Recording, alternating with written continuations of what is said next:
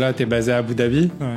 Mais c'est vrai, on se pose la question, pourquoi est-ce que tu es à Abu Dhabi et t'es pas au Maroc, tu vois? C'est une question qui me hante éternellement. J'étais chez Google pendant 7 ans, à Londres puis à Dubaï. Et puis j'ai eu l'opportunité de rejoindre AI-71 à Abu Dhabi, la quête de l'intelligence artificielle, qui je pense c'est cette nouvelle révolution. En fait, j'avais que la révolution mobile, je suis assez vieux pour m'en souvenir. Je pense que maintenant la nouvelle révolution, c'est la révolution de l'AI. Je pense qu'encore une fois, la diaspora est on ne peut plus utile au pays. C'est incroyable. On ne serait pas ce qu'on est sans notre diaspora. Et ça ne se limite pas qu'au foot. Donc on peut être très utile et apporter sa pierre à l'édifice, même de l'étranger. Moi, le podcast, c'est ma contribution. C'est génial. Sans y être. Et je peux te dire que ça inspire beaucoup de gens. Avant de commencer cet épisode, je voudrais vous parler de Notion. Si vous êtes entrepreneur, que vous levez des fonds et que vous vous demandez comment créer un pitch deck, eh bien, Notion est l'outil qu'il vous faut. Personnellement, moi, je l'utilise quand il s'agit de faire des pitch decks, de pouvoir aussi traquer tous les investisseurs que je peux contacter quand il s'agit de faire une campagne de levée de fonds. Donc, si vous ne connaissez pas Notion, je vous conseille vivement de regarder ce qu'ils font. J'ai négocié pour vous un code promo qui vous permettra de bénéficier de 6 mois de gratuité de l'outil. Donc, n'hésitez pas, le lien est dans la description et je vous encourage vachement à aller regarder ce qu'ils font. Bonjour à tous. Salut Yacine. Bonjour Mehdi. Je suis super content de t'avoir sur le podcast. Alors, avant de te laisser te présenter, tu as un parcours qui est exceptionnel. T'as quand même... Je n'irai pas jusque-là. Bah écoute, si tu veux, je te laisse te présenter. Mon nom est Yacine. Ce que je raconte souvent en général quand je me présente comme ça, c'est mon nom est Yacine et j'ai 4 sœurs. Okay. Interesting fact. Et je pense que je le dis de manière anodine, mais ça a beaucoup façonné, je pense, la personne que je suis aujourd'hui. Donc Yacine, grandi avec 4 sœurs, natif d'Agadir. Dans le Souss. Dans le Souss, exactement. Je suis un Soussi pur jus, enfin, aux 3 quarts. Ma grand-mère m'a apporté un peu de diversité d'ADN. J'ai eu la chance de vivre dans plusieurs pays. Donc j'ai quitté le Maghreb après le bac. Je pense qu'on va en parler dans quelques minutes. Ça va être l'objet. J'ai pérégriné un peu. Donc j'ai eu la chance de faire la France, le Royaume-Uni, le Canada, les US et maintenant les Émirats. Ok. Super. Et je suis je pense 2 mots qui me résument. Je dirais technophile et afro-optimiste. Ok. Là, tu nous mets plein de pistes. On va commencer par le début du début. Après la fin, donc là aujourd'hui, tu travailles dans une start-up émirati à Abu Dhabi dans l'intelligence artificielle qui s'appelle AI-71 avec Mehdi Rissassi, que si certains le connaissent, il est assez connu, est un des grands chercheurs marocains dans l'intelligence artificielle étant passé par DeepMind.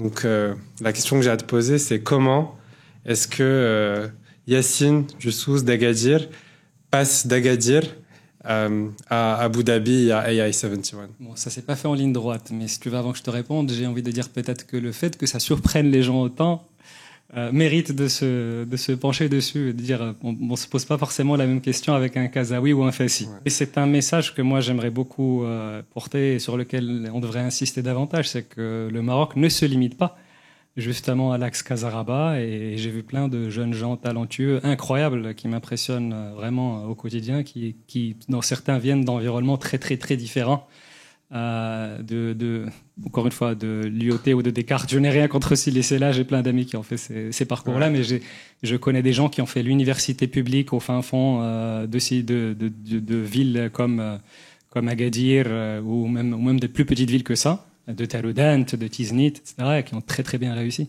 Ouais. Donc le Maroc est pluriel. Ouais, après, justement, c'est ces histoires-là qu'on veut raconter. Donc explique-nous, qui t'étais quand t'étais plus jeune, comment tu t'es retrouvé là? Moi, j'ai grandi à Agadir, comme tu l'as dit tout à l'heure. Je pense que j'ai toujours eu un peu la bosse technologique. C'est-à-dire, moi, j'étais matheux à la base. J'ai grandi dans une famille nombreuse, alhamdoulilah, tu vois, on a eu une super enfance, avec des parents qui ont passé beaucoup de temps avec nous, une mère très très présente. Ma mère insistait vraiment à l'école. La maman, tu vois, j'espère qu'on va en parler parce que elle a été déterminante, je pense, dans mon parcours de vie, alhamdoulilah. Pourquoi? Parce que c'est quelqu'un qui était très souvent derrière moi, même quand je ne le réalisais pas. Ok, elle te disait quoi, par exemple? Écoute, une anecdote comme ça, je pense que je ne serais pas là où je suis aujourd'hui sans ma mère. Et pour le substancier, moi, je voulais pas partir en France après le bac. Ouais. Moi, j'étais très bien au Maroc. Je voulais faire prépa à côté de la maison avec mes potes du lycée. J'avais fait sciences maths, très bien, voilà, etc. Mais pour moi, il y avait la classe prépa juste à côté, un lycée qui s'appelle Reda Slaoui. J'ai fait le bac public dans Agadir. Dans Agadir. Donc, j'ai fait le bac public du lycée Youssef Ben Tachfine, qui est le même lycée où mon père avait été, qui était le plus vieux lycée d'Agadir, voire de la région sud du Maroc. Parce que c'est un lycée qui date des Français. Okay. Ensuite, est devenu un lycée de l'enseignement marocain. Et après ça, je voulais faire prépa avec même pote de sciences maths dans le lycée Reda Slaoui juste à côté. Et pourquoi tu voulais pas partir En fait, c'est pas que je voulais pas partir, c'est que pour moi, je ferai prépa et puis on verra ce qui sort. Et quand j'aurai une école, j'irai avec tout le monde. Il y avait un côté un peu... J'ai toujours un côté rebelle, mais là, c'était juste un côté confort de suivre le groupe. Okay. Tout le monde fait la même chose. Il y avait très très peu de gens autour de moi à l'époque qui disaient moi je vais partir en France ou là je vais partir au UK. C'est fou parce que nous, je sais que dans les différent, lycées français, c'était totalement différent. Personne se disait, encore je parle de ça en 2015, personne se disait je vais rester au Maroc, à part ceux qui faisaient les universités de médecine, etc. Et après, pour leur rendre justice, je pense que beaucoup de mes camarades n'avaient pas forcément le choix. C'est-à-dire que, tu vois, même, encore une fois, j'étais dans un lycée public, il y avait des gens qui venaient de 500 km et qui étaient à l'internat au lycée pour étudier avec nous. Wow. Des gens qui venaient de Sahara, des gens qui venaient, encore une fois, Tialoudan, Tiznit, Sidi Ifni, Goulmim. Moi, j'ai étudié avec ces gens-là qui étaient de conditions modestes. Et c'est pas une tare, d'ailleurs, que de le dire, mais qui étaient des très, très bons étudiants, tabarakallah alayhum. Et qui te disait, moi, en gros, si je veux aller en France, il faut que j'ai la bourse, il faut que je sois accepté dans telle école, que je fasse l'X, mine, pont, je ne sais guère, et avoir la bourse, soit la bourse du public marocain, soit la bourse du gouvernement français, parce qu'il y avait les deux qui étaient en concurrence, et c'est avec ça que beaucoup de mes amis ont fini par partir en France. Et qui se sont retrouvés aujourd'hui? Ils se sont retrouvés en France. D'ailleurs, j'en garderai un souvenir incroyable. J'ai fini à Télécom, et les écoles de Télécom de France ont un espèce de tournoi sportif. Ouais. Qui s'appelait le TIGET à l'époque. Je ne sais pas si le nom a changé, le tournoi intergroupe des écoles de télécom. Okay. Et un de mes meilleurs souvenirs de cette époque étudiante, c'est quand au TIGET, j'ai retrouvé d'autres camarades de moi du lycée qui venaient des autres écoles de télécom et on se retrouvait dans la même ville pour jouer ensemble. Ça m'a rappelé beaucoup de souvenirs. From Agadir. Exactement. From Agadir to, à l'époque, le TIGET était à Lille. Okay. Cette période-là, donc d'Agadir à Lille. Donc comme quoi c'est possible, donc tu te dis... je vais rester faire ma prépa au Maroc. Et on verra ce que le concours sortira comme école pour moi. Et puis j'ai toujours été très... c'est peut-être le côté soufi de mon environnement, tu sais, on est très... on s'en remet à Sedarbe, à Dieu, on verra bien. On dit Nia comme dit Gregui, et on verra bien ce qui ressort. Tu parles de ton côté soufi, mais... Particulièrement autour de toi, il y avait cette culture-là. Moi, j'ai vraiment grandi dans une famille, voire dans un environnement très soufi, effectivement. Tu vois. Mais je pense que c'est pas juste moi. La manière dont ça s'entend, là, j'ai l'impression que c'est une exception. Non. Encore une fois, je pense que grandir dans le sud où j'ai grandi à mon époque, c'était très très commun de parler berbère. Moi, j'ai grandi en parlant berbère avant de parler l'arabe et le français. Ok.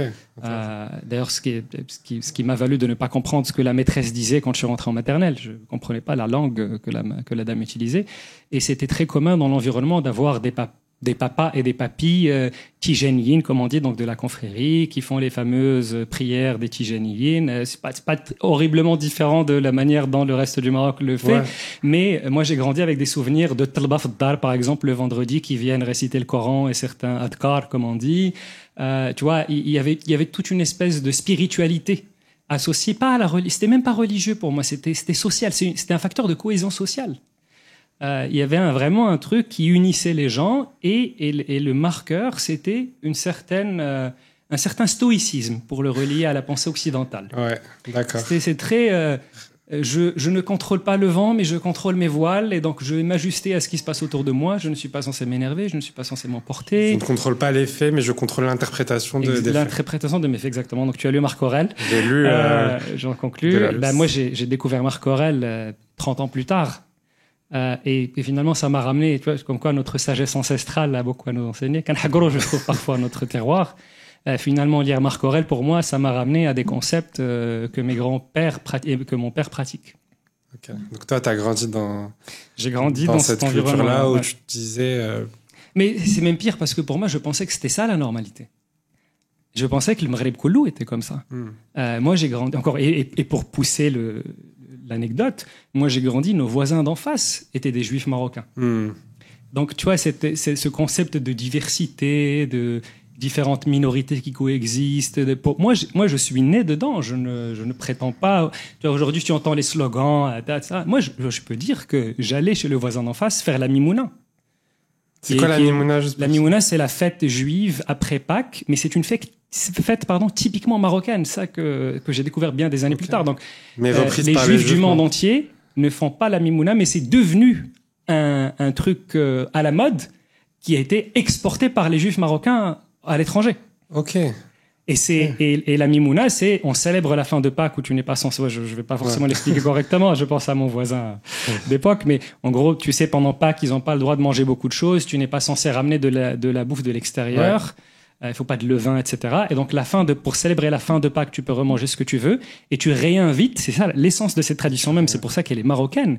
C'est que l'essence de cette tradition, c'est que tu invites tes voisins marocains pour leur signifier, tes marocains musulmans, pour leur signifier que tu n'étais pas fâché contre eux, parce qu'ils n'avaient pas le droit de rentrer pendant la semaine de Pessah. Mais maintenant, ils peuvent venir parce que c'est à la fin et on peut célébrer ensemble. Et je me souviendrai toute ma vie, pendant mon enfance. Donc, il y a un truc en particulier que tu manges qui est un espèce de msemen énorme, donc une moufleta, ils appellent ça, et tu mets un bout de laitue dedans et du miel. Ça, c'est mes souvenirs d'enfance. Tu mets du miel, un bout de laitue, tu fermes et tu dois la manger en entier et elle est géante.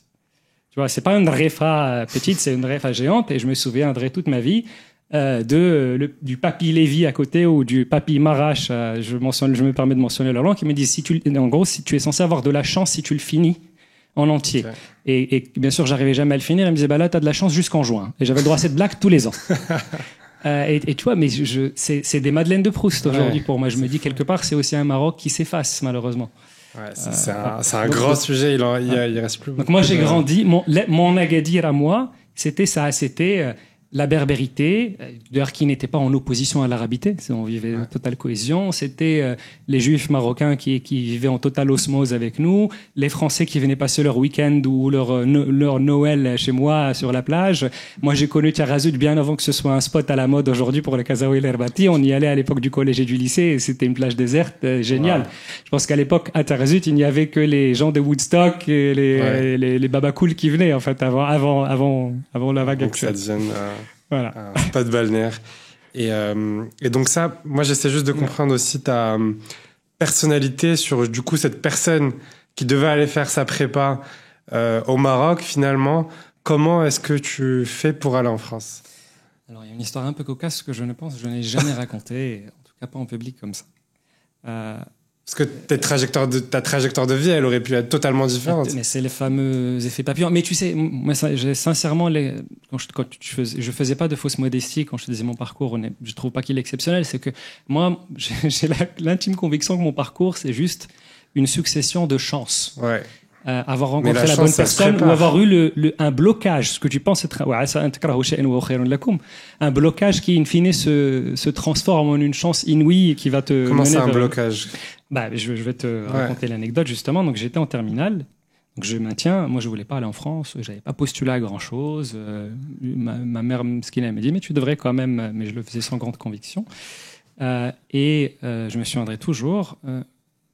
Side note, très important, je suis un énorme nerd d'histoire, je suis un grand fan d'histoire, malheureusement.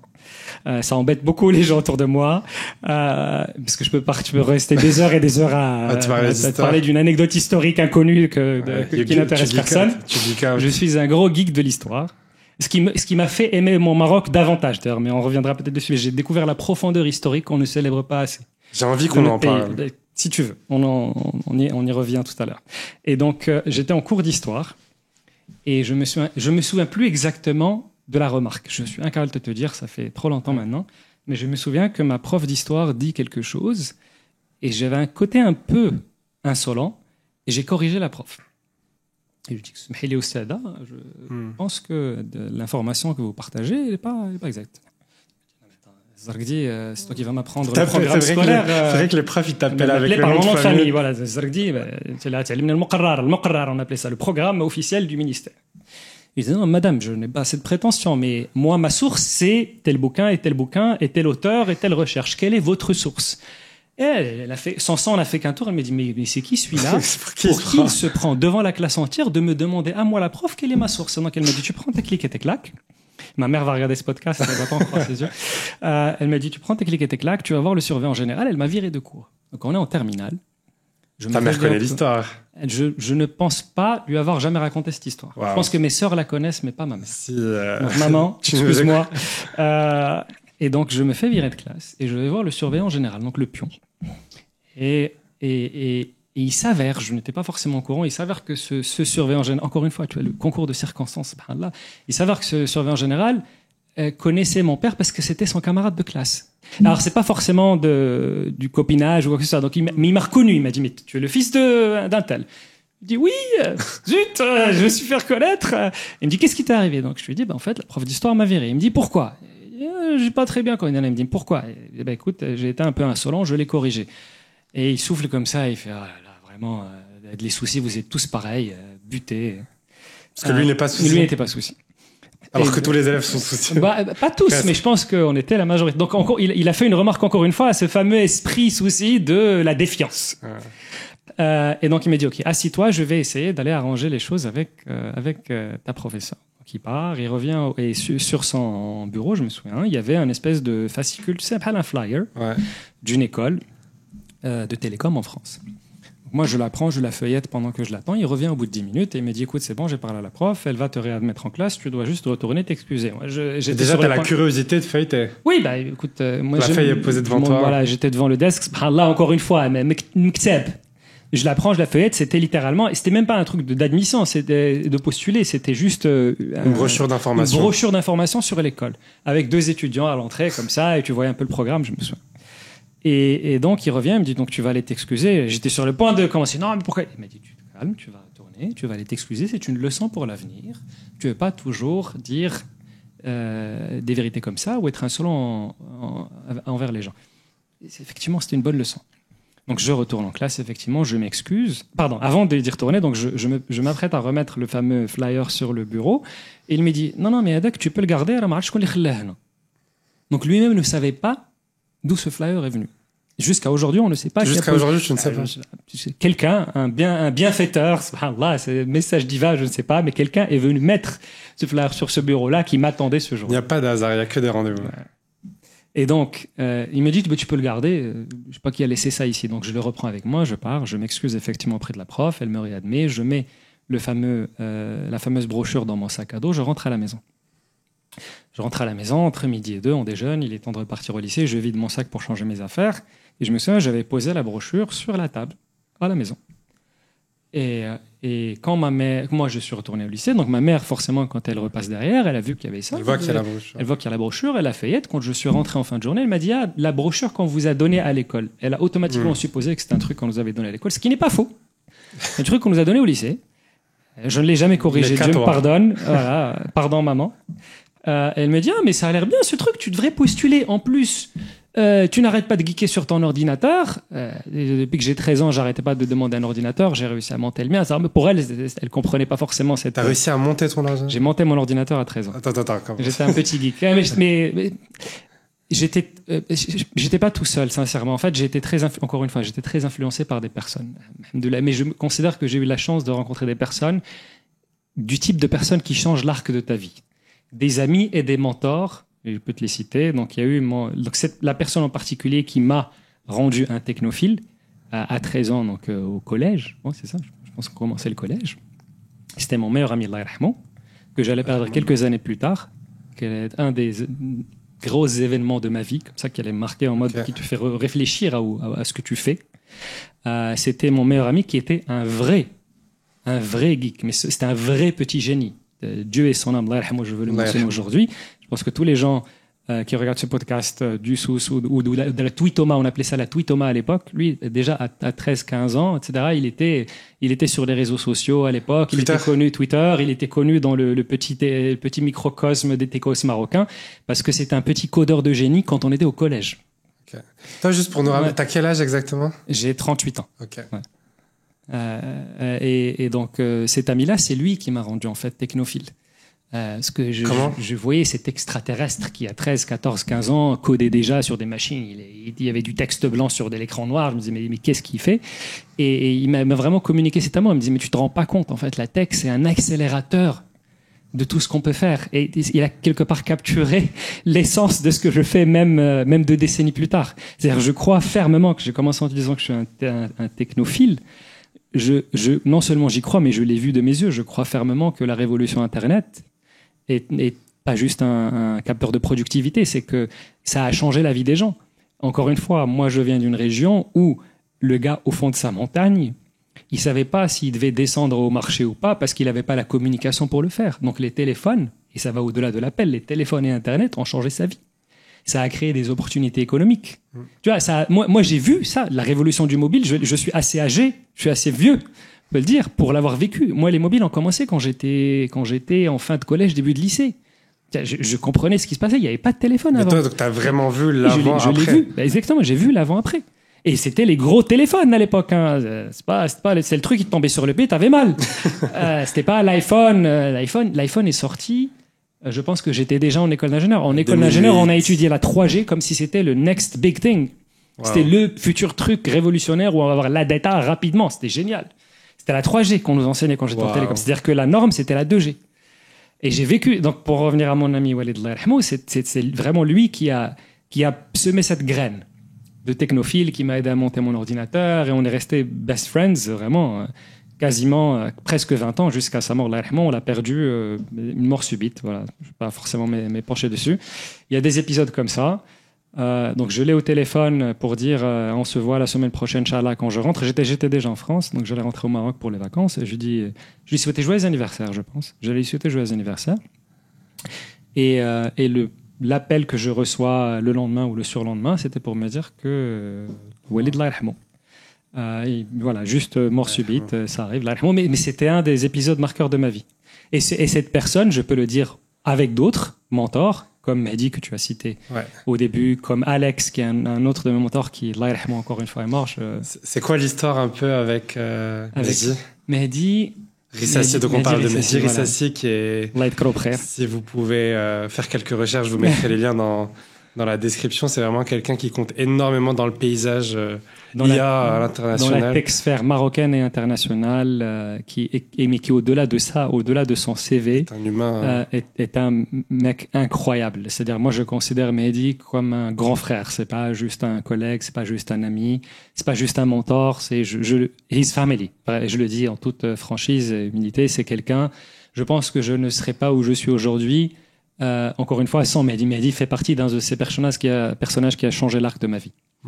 Et comment j'ai connu Mehdi? Donc, fast forward. Pardon, j'ai pas fini l'histoire. J'arrête pas de. Donc, pardon. Je finis l'histoire. Donc, ma mère insiste. Elle me dit, écoute, fais le dossier. Tu remplis le dossier. Donc, je l'ai fait vraiment à contre-cœur parce que ma mère a insisté. Et pareil à l'oral. C'est-à-dire, il y avait ça, il y avait l'écrit à l'oral. Donc, je fais le dossier, je l'envoie. Je passe l'écrit à Casa avec l'oral le même jour. Et donc, qu'est-ce qui se passe? C'est que l'écrit, je me souviendrai toute ma vie, c'était le 2 mai. Donc, quelques semaines avant le bac était en juin, je pense. Et moi, je suis à Agadir et le 1er mai est férié. Donc, le 1er mai est férié, c'est période de tu dois préparer le bac. Moi, j'avais complètement oublié qu'on avait postulé à cette école. Le 1er mai, ma mère, Mskina, vient me réveiller le matin. Et je ne faisais pas ça, même une grasse matinée. Elle vient me réveiller. J'avais pas école, donc peut-être qu'à 8 heures, j'étais encore au lit. Et ma mère vient ouvrir la porte. Elle me dit, Waldi, tu dois te réveiller. On vient de recevoir une lettre. Elle a 3 semaines de retard parce qu'elle venait de France.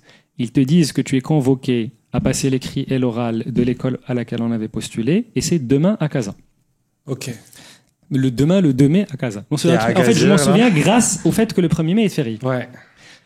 Et donc, moi, j'ai dit à ma mère, du coup, j'y vais pas. Ça fait, c'est un signe. Même que ma mère. C'est une école post-bac. C'est une école post-bac. Pas de prépa. Pas de prépa, une école post-bac. D'ailleurs, à l'époque, je me suis dit, pourquoi je me casse la tête? C'est plus noble de faire prépa. Et ma mère me dit, Wildy, tu vas commencer et tu finis. C'est quelque chose, tu vois, encore une fois, qu'elle a instillé en nous. Tu finis les choses, tu les fais bien. Ou tu كمل. Donc vraiment, en traînant d'épée, je lui dis, ok, d'accord, mais alors il faut aller à casa. Là. Sachant que c'est dur d'aller à casa, c'est des heures de voiture. Et je fais de l'absel. C'est-à-dire, tellement je voulais pas y aller, je lui dis, ouais, ben, donc il est trop tard pour prendre le car, je vais être éclaté, je peux pas, maman, en espérant qu'elle me dise non. Et je dis, il faut qu'on prenne l'avion là, parce que c'est pas. Vraiment, j'espérais sincèrement qu'elle me dise, ouais, genre tu en rajoutes, non? Mon père Mskin, il va à la RAM. Il va au bureau de la RAM à l'époque. Encore une fois, il n'y avait pas de mobile, téléphone, internet à l'époque. Il va au bureau de la RAM pour voir s'il y a un vol Agadir-Casa qui peut me faire arriver à Casa en fin de journée. Le jour même. Le jour même. Et il y avait, tiens-toi bien, grève des pilotes aériens. Wow. Donc je dis à ma mère, tu vois, c'est écrit. Je ne suis pas censé y aller. Ma mère, elle me dit, Wallah, que tu vas y aller. Et je l'en remercie aujourd'hui. Encore une fois, je ne sais pas combien d'années plus tard. Tu vois, encore une fois, c'est le genre de décision qui change la trajectoire. Et ma mère m'a dit, ma mère est casablancaise, détail important. Ma mère est moitié Soucia, moitié Fassia.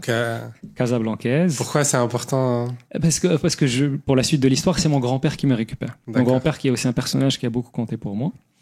Ouais, bon. Et donc c'est mon grand-père qui me récupère de l'autre côté, le père de ma mère, et qui me dit, texto, ta mère m'a donné une mission. Je vais rester avec toi jusqu'à ce que ce concours soit terminé. Donc il me récupère. Finalement, je prends le car. J'arrive à Casa en fin de journée. Il me récupère, il m'emmène à la maison chez mes grands-parents où j'ai passé toutes mes vacances scolaires en grandissant. J'adorais mes grands-parents. C'est là que j'ai appris le Darija, pour la petite anecdote. Okay. Parce qu'avec mes parents, on parle Shelha. J'ai appris le Darija avec mes grands-parents, à Casa. Et donc, mon grand-père se réveille le lendemain. On était censé être là-bas à 8h du matin. Il se réveille, Mskin, à 6h quand même. Il m'a dit, je veux être sûr que tu es prêt parce que j'ai fait une promesse à ma fille. Je tiens ma promesse que j'ai faite à ma fille. À 6h du matin, il me réveille. Et un de mes meilleurs souvenirs de vie jusqu'à aujourd'hui, c'est ce petit déjeuner que j'ai fait avec mon grand-père en 2004. En 2004 2004, ça fait 20 ans. Et c'est Mskin, et donc il me réveille à 6h du matin, il me dit, désolé Wildy, j'ai promis à ta mère, donc on va partir, on va petit déjeuner ensemble, on discute, on refait le monde, après tu rentres faire ton concours et je te récupère après. Et il te disait quoi pendant ça? Il me racontait son enfance. En fait, c'est marrant parce que tu vois, pareil, il y a des épisodes comme ça où j'ai passé je ne sais combien d'étés chez mes grands-parents. Et tu sais, la culture marocaine, on ne s'attache pas forcément sur tu vois, la profondeur des sentiments, des émotions, les histoires d'enfants. C'est un peu tabou. Ouais. Et là, voilà, c'est un peu tabou. Et là, en fait, ce petit déjeuner-là, on est en tête-à-tête avec mon grand-père. À 7h du matin, à Casa, je ne saurais même pas te dire dans quel boulevard. En fait, on est parti dans un... Il a juste choisi un café proche de là où le concours a eu lieu. Et il commence à me raconter des histoires d'enfance, des histoires avec sa maman, des histoires de lui à l'école... tu vois, mais il y avait vraiment un message subliminal, je pense, maintenant avec du recul, j'avais pas la maturité pour le comprendre à l'époque, c'était si tu as la chance d'étudier, tu dois le faire, tu dois le pousser au maximum. Parce que lui, justement, n'avait pas eu cette chance. Il a été à l'école, mais ouais, tu vois, comme beaucoup de gens de sa génération, il s'est arrêté à un certain âge, il avait commencé à travailler jeune. Et te transmettait un peu le message. Il a perdu son père très jeune. Mon grand-père a perdu son père très jeune. Il a eu à s'occuper de ses propres sœurs en même temps qu'il se mariait. À l'époque, c'était pas commun un chlach qui épouse une fassia, tu vois, c'était un peu... Ça a fait tumulte dans les deux familles, si tu veux. Donc, pour moi, j'admire vraiment la personnalité de mon grand-père parce qu'encore une fois, beaucoup de stoïcisme, beaucoup de soufisme. Il a affronté ça avec beaucoup de calme et il a avancé ça. Atlas, tu vois, il a poussé ça en petit rocher jusqu'au bout et il a offert une belle vie à tout. Quand il est mort, tu vois, tu avais ses sœurs dont il s'est occupé, comme ses propres filles, tout comme ses enfants, et c'est quelqu'un qui vraiment, dans tout le monde, parlait en bien. Et donc, moi, c'est un de mes meilleurs souvenirs, c'est ce petit déjeuner avec mon grand-père. Même si j'avais jamais eu cette école, j'aurais gagné au moins. Donc, le message subliminal, c'était un peu. C'est va là où moi, je n'ai pas pu forcément avoir la chance d'aller. Et donc, je lui dis très bien, donc, je dis le hajj, je l'appelais, donc je dis le hajj, tu peux rentrer à la maison quand je finis, et on finit vers 15h, tu peux venir. Il m'a dit non. Mais avec beaucoup de sérieux. Il me dit non. J'ai promis à ma fille que je me chargeais de ça. Donc je vais rester faire de la qawahti de Sali. Tu finis, tu me trouveras ici. Et je rentre, effectivement, je passe mon écrit, je passe mon oral, je ressors. Il était quasiment 15h, mon grand-père était assis au même endroit à m'attendre. Tu vois, ça s'invente pas. Ça s'invente pas. Et donc, fast forward a few weeks, le jour du bac, je me souviendrai toute ma vie, vraiment le jour du bac, entre midi et 2. Je rentre à la maison pour m'échanger. Maman, encore une fois, me dit, mais Wildy, ils t'ont répondu dès que l'école ou là, toujours pas?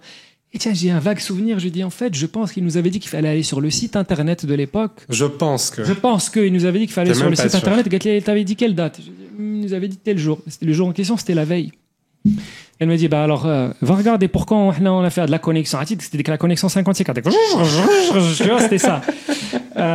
J'ai dit, maman, il y a le bac. La DSL de l'époque. Mais c'était pas la DSL, c'était le 56K, ça s'appelait. C'était le truc où, quand tu étais connecté à Internet, ça bloquait le téléphone. Tu pouvais pas appeler. Wow. I'm that old. Et ma mère, elle m'a dit, tu nous as cassé la tête pour faire de la connexion Internet, pour avoir avec le PC, maintenant tu vas l'utiliser. Et j'ai dit, mais mince, je dois retourner à la suite du bac. Elle me dit, je m'en fiche. Ma mère, parfois, encore une fois, elle a cette hauteur de vue de me dire, non, this is more important. Ouais. Et donc moi, stressé, je dirais vraiment, là, je dois retourner. Elle m'a dit, j'allume le PC, il faut se connecter à Internet. Je vais sur la page, je trouve la page et je commence à scroller. Comme tu l'as dit au début, mon nom commence par Z, donc ordre alphabétique, il est tout en bas. Et là, je commence à descendre petit à petit. Et alors, elle me dit, oh, Yacine, on sait que ton nom commence par Z, donc descends en bas, zéro. Et donc, je descends en bas et je te jure, je n'invente pas ça. J'ai vu mon nom, Zark Di Yacine, et je me suis dit, merde. Putain, j'ai été accepté. Mais c'est fou. C'est fou. Tu ne voulais pas. Je ne voulais pas. Mais subhanallah, parfois, la vie a le don pour forcer le chemin. Et est-ce que tu t'étais auto-saboté un peu pendant l'oral? Alors, je ne dirais pas que je me suis... C'est une très bonne question. Je ne dirais pas que je me suis saboté, mais je l'ai fait avec tellement d'aisance. En fait, parce que la réponse sincère, c'est que je sais pas que je m'en fichais, mais c'était pas mon but premier de faire cette école-là. Donc j'y suis allé en mode moi-même. Je discutais de la pluie et du beau temps, et donc j'avais fait l'écrit, c'était bien passé. L'écrit, c'était des maths, je pense que j'ai toujours été matheux, alhamdoulilah. Et l'oral, c'était avec un vieil homme, très calme, peace. Et il me dit, je veux juste essayer de vous connaître. Il n'y avait pas de vrai programme, tu vois, à l'interview. Et il me dit, c'est quoi vos passions dans la vie? Je me souviens très bien. Il s'appelait Didier, je crois, c'était son nom. Et il nous a mis très à l'aise. Tu vois, il m'a dit, tu peux me tutoyer, pas de problème. Pas forcément la high power distance à la française. Vous voyez. Parce que ça a été important parce que quand tu vas comprendre qui est cette personne. Et donc, il me dit, c'est quoi ta passion dans la vie? Je lui dis, moi, j'adore l'informatique. À l'époque, on disait encore l'informatique. Ouais, j'adore l'informatique et j'adore l'histoire. C'est la tech. Exactement. Et je disais, moi, j'adore l'informatique. Personne n'aimait dire à l'époque, j'aime l'informatique. C'était un truc un peu de nul. Encore une fois, moi, j'ai toujours été à l'aise. J'étais le gars d'Agadir, le machin. Moi, j'étais à l'aise dans ma position de minorité autour de moi. I was comfortable. C'était pas... Parce que c'était ma norme, encore une fois. Je n'ai découvert cette altérité que bien plus tard, que c'était pas normal. J'étais bien dans mon truc. Et donc, je lui dis... Le poisson, il ne voit pas l'eau. Exactement. Et donc, moi, je lui dis, j'adore l'informatique et j'adore l'histoire. Et pendant l'heure qui a suivi, on n'a parlé que d'informatique et que d'histoire. Mais au sens, tu vois, un vrai recul stratégique sur l'impact de ces choses-là sur la vie. Donc l'informatique, on a parlé de l'impact que ça pouvait avoir dans un pays comme le Maroc, même en France, etc. Donc ça va changer le monde. Comment tu penses que ça va changer les industries? Sachant qu'à l'époque, on est encore j'avais 17 ans. Mais même toi, en tant que personne, tu n'es pas fini. Tu vois, et je me souviens, ce monsieur-là m'a donné une vraie envie de débat intellectuel auquel j'étais pas forcément habitué. Et après, on passe sur l'histoire. Il me dit, pourquoi vous aimez l'histoire? Je dis, mais attends, c'est incroyable. On peut expliquer tellement de choses aujourd'hui en regardant en arrière. Il y a tellement de contexte pour expliquer ce qu'on voit aujourd'hui. En plus, je lui ai dit, je pense que c'est de là que je tiens ma fibre très marocaine. Il dit, en plus, mais j'ai l'impression que moi, j'ai grandi dans un pays qui a une histoire tellement riche. C'est pas le cas. Encore une fois, sans porter ombrage à aucun pays, mais il y a peu de pays, et je mesure mes mots, qui ont une histoire aussi profonde et aussi riche que le Maghreb. Comment tu t'en es rendu compte, concrètement? Sincèrement, c'est la bibliothèque de mes parents et de mes grands-parents. C'est les livres. Encore une fois, un truc que je ne voulais pas faire. Et ça, c'est mes parents. Moi, je ne trouvais pas intéressant le fait de lire des livres. Mais je me souviens très bien, à 11 ans, mes parents ont insisté pour me faire lire mon premier livre. Non, c'est... Pendant les vacances d'été. Pendant les vacances d'été, on était à la plage avec mes grands-parents, justement, dans les environs de Casablanca, parce que c'est là qu'on passait tous nos étés. Et mon père revient avec des bouquins et dit, écoutez, vous allez vous prélasser, vous allez vous amuser, vous allez passer du temps avec les grands-parents, mais j'aimerais beaucoup que vous lisiez ces livres. Et je me souviens très bien, on a commencé avec tu vois, le classique Harry Potter à l'époque. Je me disais, c'est les vacances. L'école des sorciers. Exactement. Baba, c'est les vacances, pourquoi tu me ramènes des bouquins? Et mon père insiste, ma mère insiste, mes tantes insistent. Ma grand-mère, Allah yarhamha, était directrice d'école. Elle était institutrice et directrice d'école, encore une fois, à une époque où les femmes ne bossaient pas forcément au Maroc. Donc, tu vois, j'ai eu la chance de grandir dans cet environnement familial. Tu as eu cette transmission. Tu vois, le savoir, c'est sacré. Tu as un truc en face de toi. Il y a plein de bouquins. Et donc, en fait, c'est encore une fois, à contre-cœur. Je n'ai pas honte de le dire. Et j'ai pris le virus. Et, alhamdoulilah, il y avait plein de bouquins autour de nous, dans la bibliothèque des parents, des grands-parents, des temps. Donc, je prenais un livre. Et pour moi, le déclic du Maroc s'est fait en lisant Léon l'Africain. Ok. Amin Maalouf. D'Amin Maalouf, ouais. Il me semble, voilà. Et Léon l'Africain, ça raconte, très rapidement, ça raconte l'histoire d'un gars qui est né à Grenade, donc dans l'Andalousie marocaine, j'insiste, de l'époque, parce que c'était un même empire, c'était l'empire du Maroc, qui va vivre la chute de Grenade, qui va aller vivre à Fès, donc c'est lui-même un rescapé ou un exilé, qui va aller vivre à Fès. Donc, et ensuite va voyager dans le pourtour méditerranéen et qui va devenir une référence historique dans le lien entre Europe et Afrique. Il a écrit un recueil d'œuvres justement qui explique, parce que c'était l'un des seuls mecs qui parlait arabe, hébreu, latin et j'en passe, je ne sais même pas quelle autre langue, italien, et jusqu'à devenir le conseiller du pape. Okay. Et c'est le pape qui le renomme, donc son vrai nom c'était Hassan el-Ouazzane. C'était son nom marocain. Hassan el-Ouazzane, le pape l'a renommé Léon. Donc c'était le pape, c'était Léon Médicis. D'ailleurs, l'histoire, c'est plus que ça. Il n'est pas juste devenu conseiller du pape. Il avait été capturé par des pirates. C'est une vie de fou. Et ça, c'est Mghribi. Une vie. Et si tu écoutes le podcast de Reda El-Lali, le fameux Radio Ma'arif, podcast marocain, j'adore écouter. Et c'est encore une fois la profondeur historique de tous ces personnages. Ce n'est pas le seul. Hassan el-Ouazzane n'est pas le seul qui te montre la profondeur historique de notre pays. Tu m'apprends. Hassan el-Ouazzane est capturé par des pirates en Méditerranée. Il était tellement érudit qu'il impressionne les pirates qui se sont dit, celui-là, on va pas juste le vendre à 2 pièces. Il peut nous rapporter plus si on trouve un vrai noble qui veut nous l'acheter. Et effectivement, il y a quelqu'un qui l'achète et qui l'offre au pape. D'accord. En mode, monsieur le pape, je vous offre un gars bien. Vrai. Et le pape va l'émanciper, justement. Il va reconnaître, encore une fois, son intelligence, son érudition, et va le renommer Léon l'Africain. Léon, il a été, c'est-à-dire, il lui a donné son propre nom. Et va le renommer Léon l'Africain, parce que pour lui, c'était l'Africain. Et Hassan el-Ouazzane, pour moi, c'est un exemple parmi tant d'autres de ce que le Maroc a donné au monde. Vous mettrez le lien dans la description de ce livre-là. Bien sûr, vraiment. Donc c'est comme ça que je me suis jeté dans l'histoire du Maroc.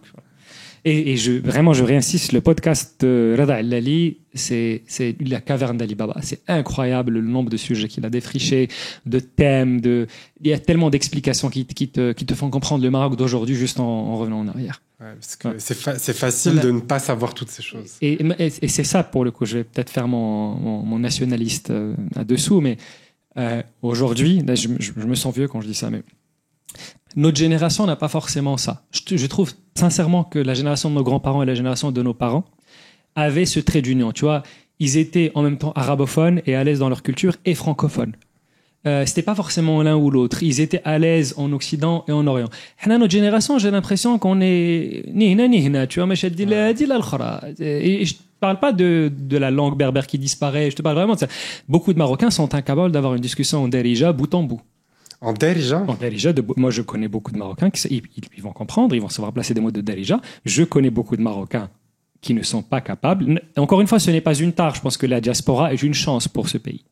Il y a 10% de Marocains qui sont des Marocains de la diaspora. On n'aurait pas eu l'équipe nationale qu'on a, ne serait-ce que ça. Ouais, c'est clair. On n'aurait pas eu l'équipe nationale qu'on a eu sans la diaspora. Donc ce n'est pas une tare que de ne pas parler de Darija. Mais je dis que quand tu as grandi au Maroc, tu as eu la chance de grandir au Maroc, et que tu n'es pas capable de parler Darija fluently, c'est dommage. Ouais. Je n'attaque pas les gens. Je trouve tu ne parles même dommage. pas des gens qui ont été dans des écoles étrangères, si? Non, pas forcément. Et let alone connaître l'histoire de ton pays. Je trouve qu'on connaît mieux l'histoire de nos anciens colonisateurs, voire de l'Amérique ou là du Royaume-Uni ou là de Al-Buldan que l'histoire de notre propre pays.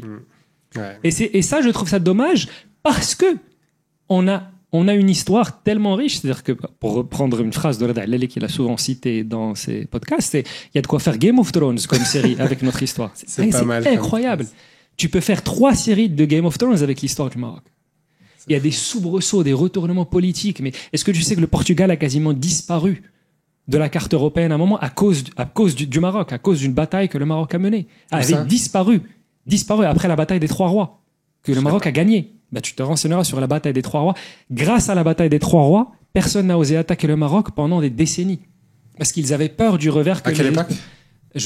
Moyen-Âge, je me souviens plus exactement. Je peux te ressortir la date exacte, mais le Portugal a disparu, a cessé d'exister. L'Espagne l'a récupéré et le Portugal va mettre un siècle à s'en remettre. Il n'y aurait pas eu, je le dis, je le soutiens, je le maintiens, il n'y aurait pas eu de renaissance européenne ou d'enlightenment, l'âge des Lumières, sans le Maroc. Parce que c'est le conduit, bold statement, mais c'est le conduit de l'Andalousie qui a permis à l'Europe de renaître. Mais le Moyen-Âge en Europe, t'avais pas la même vision du monde, tu n'avais pas les savoirs grecs. Les savoirs grecs ont retrouvé le chemin de l'Europe occidentale via le Maroc et l'Andalousie. C'est nous qui les avons traduits, ces savoirs. D'ailleurs, ils étaient traduits en hébreu et en arabe. D'accord.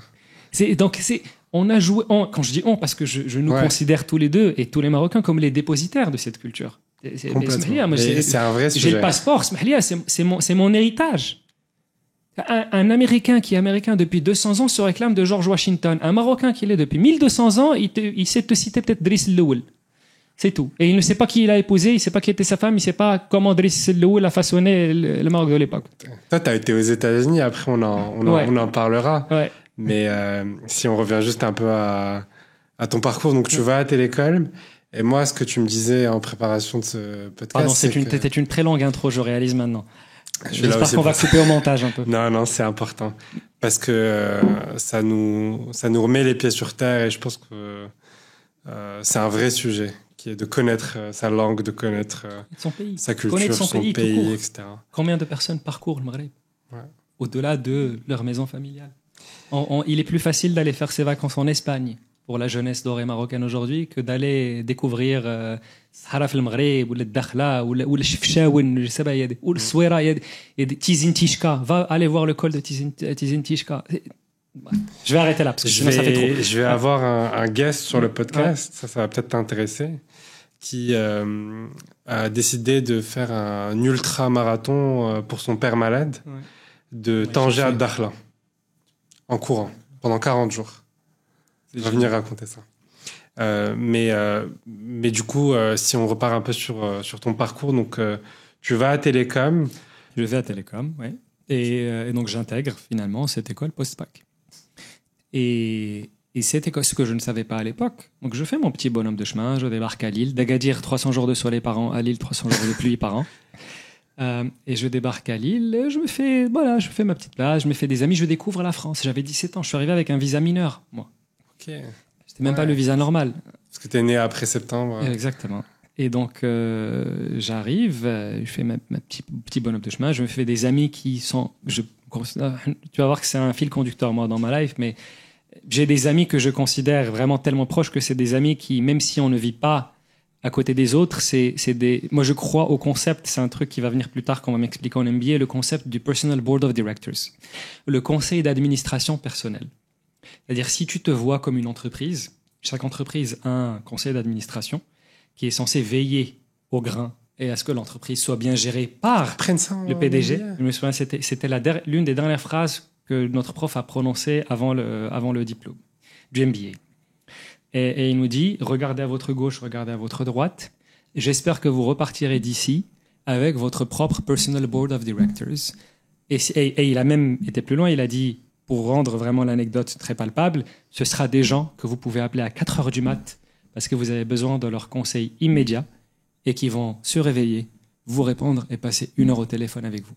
Et encore une fois, je me considère terriblement chanceux, alhamdoulilah, pourvu que ça dure, comme disait la mère de Napoléon.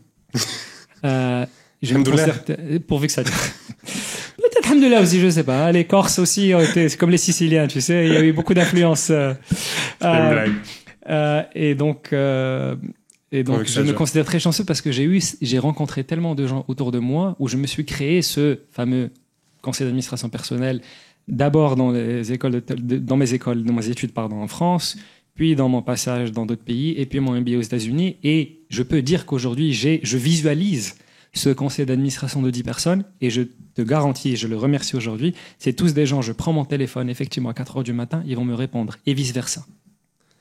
Ce ne sont que des gens que tu as rencontrés pendant le MBA? Ce sont des gens avec qui j'ai étudié en France Okay. ou aux États-Unis, ou des gens avec qui j'ai travaillé, comme Mehdi. Ouais. Et tu vois, tu n'en as pas 50. Hein. Je pense que tu peux en compter une petite dizaine.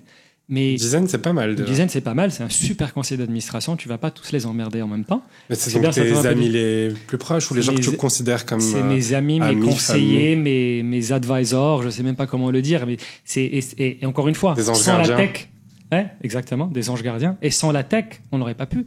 Encore une fois, I walk the talk, comme on dit. Sans la tech qu'on a aujourd'hui, sans le WhatsApp, sans la facilité de communication qu'on a sur Internet, j'aurais pas pu maintenir ces liens. Et ces amis vivent pas tous à côté de moi. Il y en a qui sont à 8000 km. Et malgré ça, on arrive, mais c'est du travail, Ritgal, de maintenir ces liens et de continuer à les bâtir et à les enrichir au fur et à mesure des années. Mais ma plus grosse richesse dans la vie, c'est ma famille. Ma deuxième, c'est ce conseil d'administration personnelle. J'aimerais justement qu'on arrive au moment où tu vas à Harvard. Ouais. Parce que Donc je fais télécom. comment est-ce que Yacine de... C'est une sacrée anecdote aussi. J'ai l'impression que j'ai de la tête. C'est marrant parce que quand tu le racontes, déjà tu le redécouvres sous un autre prisme. Quand je connais l'histoire. Parce que t'as vraiment jamais raconté cette histoire comme ça pendant 1 heure. Non, jamais. Je pense que mes amis, mes proches la connaissent, mais je me suis jamais posé pour la raconter. Ouais. Je suis curieux de voir ce que ça va donner. Parce qu'en même temps, je me pose la question, mais télécom, c'est une école d'ingénieur, peut-être que c'est un peu moins. C'est gratuit, télécom? Oui, c'est une école publique. Très bien, donc je vais répondre rapidement sur ça. Donc je fais Télécom Lille, qui est cette fameuse école post-bac. J'avance dans les années et je réalise qu'il y a en fait des passerelles avec les autres écoles de télécom. Encore une fois, sans grande conviction, je me y aller pour y aller, ça sert à rien, je suis bien à Lille, c'est bon. Par contre, la spécialité que je voulais faire, je réalise en arrivant en 4e année, donc l'équivalent de la 2e année du cycle ingénieur de Télécom Lille, que la spécialité que je voulais faire d'ingénierie n'était pas à Lille. Laquelle? Moi, je voulais faire réseau et services mobiles. Okay. À l'époque, la 3G allait sortir, je te répète. C'était exciting. Aujourd'hui, ça fait... C'est comme si les gens aujourd'hui font AI. Exactement. C'était l'AI de l'époque. Machine learning. Exactement. Et donc, les spécialités n'existaient pas. Il y avait cybersécurité à Lille, il y avait réseau, mais il n'y avait pas réseau et services mobiles. Et je me suis dit, du coup, je vais postuler à... Ça s'appelait l'INT à l'époque, l'Institut National de Télécom. Aujourd'hui, ça s'appelle Télécom Sud Paris. Donc, tu postulais. Si tu étais dans un certain ranking de Lille, tu pouvais être admis à Sud Paris et tu transférais, tu faisais ta spécialité là-bas. Donc moi, je disais, je veux cette spécialité. C'était pas Paris, c'était à Évry d'ailleurs. C'était pas Évry qui m'attirait, c'était la spécialité. Et donc je postulais, je l'ai eu, alhamdoulilah. Donc je débarque à Évry. Donc je change de Télécom Lille à Télécom Sud Paris. Je fais mon année à Télécom Sud Paris, c'était génial.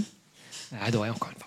3G. En réalité, tu fais que des maths, tu fais des séries de Fourier dans tous les sens. Parce que les gens comprennent pas, mais en fait, les télécoms, c'est beaucoup de théorie du signal, c'est beaucoup de maths derrière. Mais je me disais, mais je suis en train de travailler sur quelque chose qui va révolutionner le monde. Incroyable, c'est génial. Et donc, j'ai fait ça et je me suis dit, en fait, il y a une double explication, sincèrement.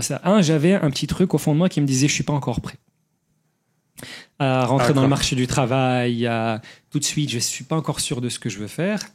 Peut-être que je veux continuer encore, ajouter un master.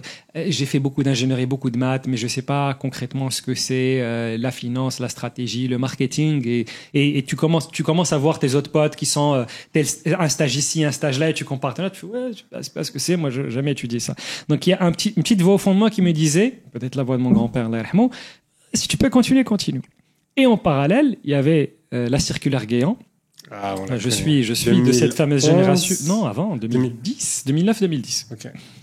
Mon frère, on a pâti. On devait être dans la même génération. Donc la circulaire Guéant n'interdisait pas que tu trouves un job, mais a beaucoup compliqué les choses. Donc en fait, beaucoup de gens se sont dit peut-être un zidam, je fais une année de plus.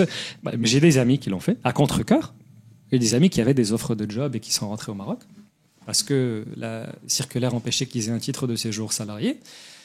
Moi, du coup, je me suis dit, ça sent pas très bon, et en vrai, j'ai encore des choses à apprendre, donc je vais voir quel type de master je peux faire.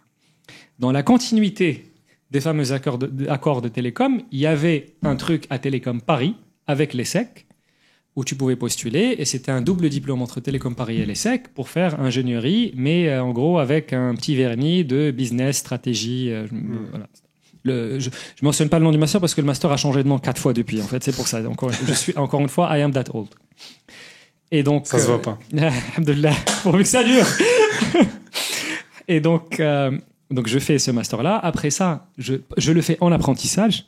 Parce que je me dis, le faire pour le faire, autant dû qu'en profiter et faire mes preuves, apprendre quelque chose. Et je dégote un apprentissage à SFR. C'est là où chef de projet. Et c'est là où je rencontre Mehdi Rissassi de la Full Circle Moment. Full Circle Moment, qui va devenir une personne vraiment très influente dans ma vie, dans ma carrière et dans ma vie personnelle. Pourquoi? Alors, déjà, je le rencontre. Moi, je suis le jeune apprenti qui débarque à SFR. Mehdi a quelques années de plus, un peu plus de bouteilles. Il était déjà ancien consultant à l'époque et il bosse à la direction stratégie. Et juste on discute. Ah, Mghribi, tu viens d'arriver. Il n'y en a pas beaucoup des Marocains. À l'époque, il n'y en avait pas beaucoup, je pense. En tout cas, je n'ai pas souvenir. Et donc, typique Mehdi, je ne veux pas qu'on passe trop de temps sur lui parce que je sais qu'il est très humble et il n'aime pas qu'on parle de lui en son absence. On l'aura sur le podcast. Par respect pour lui, j'espère que tu auras la chance de la voir. Mais c'est symptomatique de qui il est as a person. C'est un gars très généreux de son temps, qui a des conseils très bons et il va vraiment t'écouter. Il a une capacité d'écoute et il est très très smart. Et donc on discute et il m'explique que lui, en fait, il est en train de bosser sur un super projet de fibrer la France à l'époque. Et qu'il avait postulé en MBA, qu'il allait bientôt quitter pour partir en MBA. Je lui dis, en fait, mon autre mentor, donc j'avais un mentor depuis quelques années qui s'appelait Alex Tawallah qui avait plus âgé que mon père. Tu vois, donc c'était un des amis de mon père qui m'a pris sous son aile quand j'étais jeune. Un gars, pareil, brillant, un amoureux du Maroc, qui venait très très souvent au Maroc, il s'est lié d'amitié avec mon père et moi j'étais le premier fils, l'aîné de mon père et donc en gros tu vois on avait des conversations comme tu aurais avec un tonton. Tu devrais faire ci, tu devrais faire ça. C'était avant même que je ne comprenne le sens du mot mentor, je pense que c'était mon premier mentor. Et c'était un gars qui avait bourlingué, qui avait étudié aux US, à Londres, en Allemagne, il était allemand, il a bossé dans la finance, dans la private equity. C'était des mots qui ne me disaient rien du tout, en fait. Et ce monsieur avait fait un MBA. Et donc il me disait, il arrêtait pas. Moi, je venais d'avoir mon diplôme d'ingénieur. Et il me disait déjà, tu dois penser à ton MBA. Ou il disait, là, c'est très important. Il me disait, c'est fou parce qu'aujourd'hui, le MBA, je sais plus s'il a toujours la même valeur qu'il y a 10-15 ans. Je sais pas. Ma théorie, pour ce que ça vaut, je pense que... Ça coûte cher en plus. Ça coûte très cher, on va en parler, je pense. Ma théorie sur le sujet est une théorie avérée. Je pense sincèrement, ça va peut-être pas plaire à tout le monde. Moi, j'ai adoré mon expérience de MBA. Si c'était à refaire, je le refais les yeux fermés. Mais je pense que tout ce qu'on apprend en MBA, on peut l'apprendre en lisant des bouquins. Alors oui, tu as des profs exceptionnels. Tu vas avoir des gens qui sont des auteurs published, des gens super. Tu vas peut-être rencontrer Michael Porter pour la stratégie et Clay Christensen pour la disruption, tu vois, en cours de tech. Mais tous les concepts sont disponibles en librairie. Pour moi, la vraie richesse du MBA, encore une fois, c'est un leitmotiv pour moi, je pense que tu l'as vu, mais c'est les gens. Pour moi, la vraie magie de ce truc-là, c'est on sélectionne des gens qui vont hyper bien fitter ensemble. Et moi, ce que je retire de mon MBA, même plusieurs années plus tard, c'est, je me souviens de conversations que j'ai eues à 1h du matin dans le couloir du dorm de l'internat, sur un sujet lambda, mais c'est des conversations qui vont te marquer à vie. Je me souviens de discussions quasiment intellectuelles, mais d'un niveau orgasmique, si je peux me permettre le terme. C'est-à-dire, tu te dis, mais waouh, mais je n'ai jamais vu une telle profondeur d'esprit. C'est-à-dire, dès le premier jour, tu as le syndrome de l'imposteur. Tu arrives, tu es là, tu fais, mais attends, mais je comprends pas ce que je fous là. Ils se sont gourés sur moi, en fait. À gauche, tu avais un gars qui avait lancé la plus grosse fondation d'Afrique du Sud. À ma droite, j'avais un Équatorien qui avait géré sa boîte en parallèle, qu'il bossait chez McKinsey. En face de moi, j'avais un ancien pilote de l'Air Force. Tu vois, moi j'étais consultant à Deloitte à Paris, je suis marocain, je comprends pas forcément, sincèrement, et tu réalises qu'en fait c'est ces conversations avec ces gens-là qui vont t'enrichir. Et je me souviendrai toute ma vie et de discussions très très dures. Je me souviendrai toute ma vie d'un jour une glissa avec un Palestinien, un Israélien et un Libanais et moi, le Marocain entre les trois, où on discute du conflit de la région. Wow. Et les trois fondent en larmes. Et encore une fois, je rapporte ça à ma marocanité. Tu réalises que toi, en tant que Marocain, bizarrement, les trois t'apprécient. Ah oui, t'es un mec sympa, on se marre, vous êtes collègues, mais quelque part, le Libanais et le Palestinien, ils te voient comme un cousin. Et l'Israélien en question, c'est un Israélien d'origine marocaine. Donc lui, il te dit, moi, tu es mon cousin. C'est pas juste. Il te dit, moi, j'ai grandi avec le couscous et dfina, donc srina, le fameux plat juif marocain. Et c'est marrant. Encore une fois, tu es aussi cette marocanité. Moi, elle m'a toujours suivi. Je dis souvent, je me suis jamais senti aussi marocain qu'en France et aussi européen qu'aux États-Unis. Okay, mais cette marocanité, elle m'a suivi partout. Tu vois des gens qui te racontent, tu vois la peine et la douleur des trois côtés. Pas honte de le dire, hein. Ça va peut-être énerver quelques-uns, mais je pense qu'il y a à boire, à manger des deux côtés. Tout le monde n'est pas blanc ou noir ou méchant. Tout le monde n'est pas evil d'un côté et blanc de l'autre.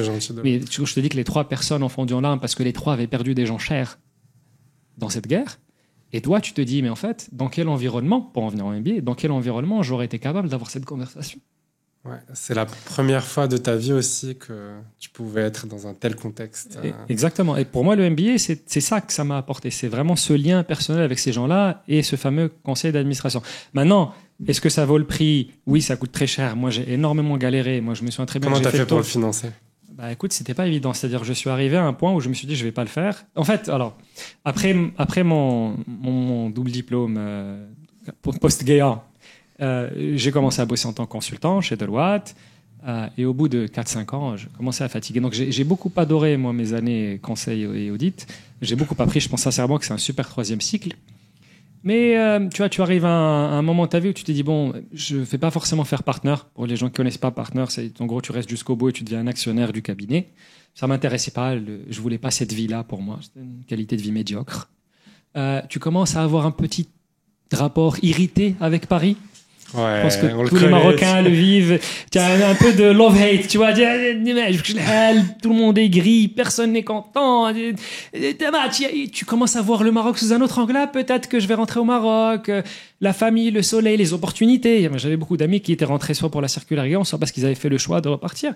Et je me suis dit, moi, c'est ça mon nouveau carrefour. Donc, soit je rentre au Maroc, tenter ma chance, soit je pars en MBA. Donc, je me suis dit, j'ai postulé en MBA. De toute façon, j'avais fait le cycle du conseil. Ça marche. 4 ans, t'as fait? J'ai fait 6 ans au total. 6 ans au total. Mais en fait, parce que tu dois postuler 1 an avant. Okay. Tu postules 1 an avant. Après, tu es admis. Tu as en gros quelques mois pour te préparer à aller. Donc, quand tu postules ta 5e année, tu pars effectivement dans ta 6e. J'ai fait quasiment 6 ans. Et donc moi, j'ai postulé à 3 écoles. J'ai postulé à l'INSEAD, à London Business School et à Harvard. Harvard, c'était pour la gloire. Moi, je n'ai jamais...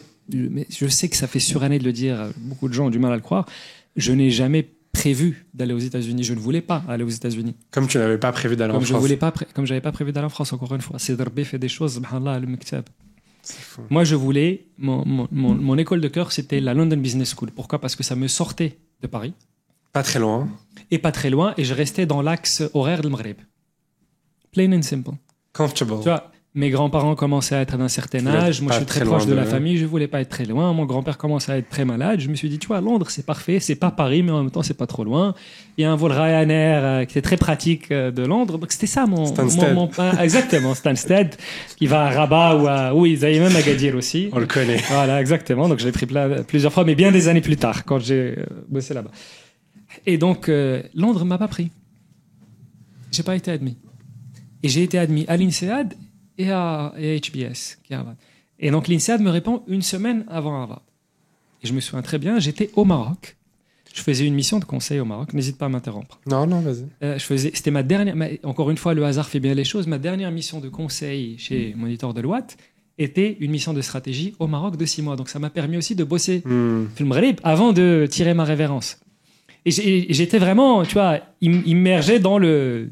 J'ai bossé. Je fais une mission de stratégie télécom pour les régulateurs. J'ai fait le tour des 3 opérateurs. J'ai rencontré des gens formidables, mais c'était aussi une expérience géniale pour moi de voir comment c'était le boulot au Maroc. Ta première expérience professionnelle au Maroc. C'était ma première vraie expérience professionnelle au Maroc.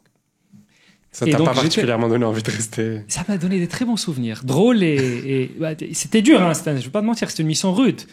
Parce que quand tu bosses pour le régulateur est dans une posture où il veut challenger le marché, tenir les différents acteurs à respecter un peu ses engagements, etc. Donc, et nous, on arrivait un peu chez les 3 opérateurs, on était les représentants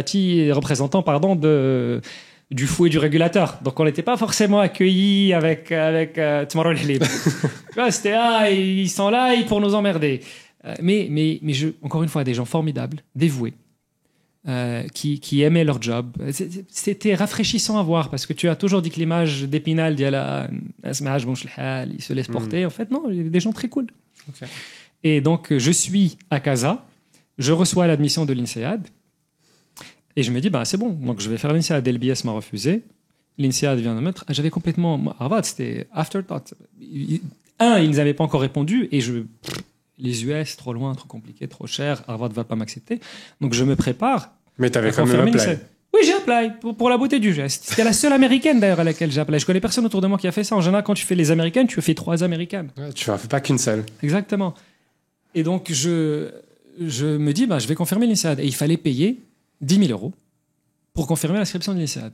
Or, je n'ai pas 10 000 € dans mon compte à l'époque. Peut-être mauvais gestionnaire, je ne sais pas. Donc, je me dis, bon, là, tu t'essaies de t'arranger. Comment tu vas pull l'argent together? Tu demandes à droite, à gauche. Et subhanallah, encore une fois, c'est un cadeau divin. Parce que je n'avais pas l'argent pour payer le truc tout de suite, j'ai perdu du temps. Donc, je n'ai pas confirmé tout de suite. Parce qu'une fois que tu confirmes, ça fait l'argent est perdu et tu es inscrit. Donc, limite, si tu avais 10 000 €, tu serais à la INSEAD. Probablement. Et donc, le temps que je mette un peu cette somme de côté, j'ai la réponse. J'ai un email qui arrive. Je me souviens très bien, j'étais à Casa, chez mon cousin. Parce que je bossais de la maison ce jour-là et je me suis dit, j'en profiter pour voir mon cousin. D'ailleurs, j'ai passé ma journée sur mon ordinateur et pas avec lui, malheureusement. Pardon, s'il m'entend. Mais je me souviens, j'étais chez lui, chez mon cousin à Casa, en train de voir mes emails et je vois un pop-up qui dit un email. Et je l'ouvre le mail et c'était The answer is yes. Et encore une fois, ça m'a ramené quelques années en arrière et je me dis, merde. Quand tu as un plan... Merde, j'ai été accepté à Harvard. Écoute, ça fait surannée de le dire, pardon. Mais quand tu as fait un plan, c'est dur de te dire que je dois tout changer. Mais toi, il n'y a rien qui va dans ton plan, mais ça va encore mieux que dans ton plan. Alhamdoulilah. Alhamdoulilah. Encore une fois, pourvu que ça dure. Et donc là, je suis perturbé. Je me dis, alors là, qu'est-ce que je vais faire? Harvard, ça ne se refuse pas. Mais l'INSEAD, c'est bien. L'INSEAD, c'est 1 an. Harvard, c'est 2 ans. C'est plus loin, c'est plus long et c'est plus cher. Et donc, j'appelle Mehdi et Alex, mes 2 mentors.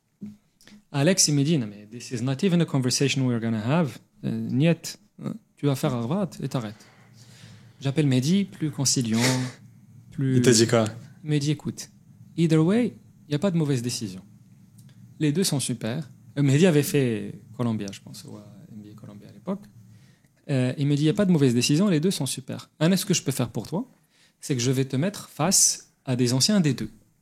Donc, parle à des anciens de l'INSEAD, parle à des anciens de HBS et tu compares.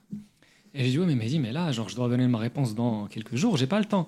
Et Mehdi, dans son infinie bonté et gentillesse et bienveillance, et encore une fois, je ne pourrai jamais assez remercier cette personne, me dit, je vais te mettre en compte. Tu es où là maintenant? Il me dit, tu es à Paris, Casa, à Londres? Je dis où? Je dis, je suis à Casa, en mission. Il me dit, très bien, je vais te mettre en contact avec des anciens de ces écoles-là au Maroc, va les voir. Et je me souviens très bien, c'était une semaine atroce au boulot, je devais bosser jusqu'à 2h du mat'.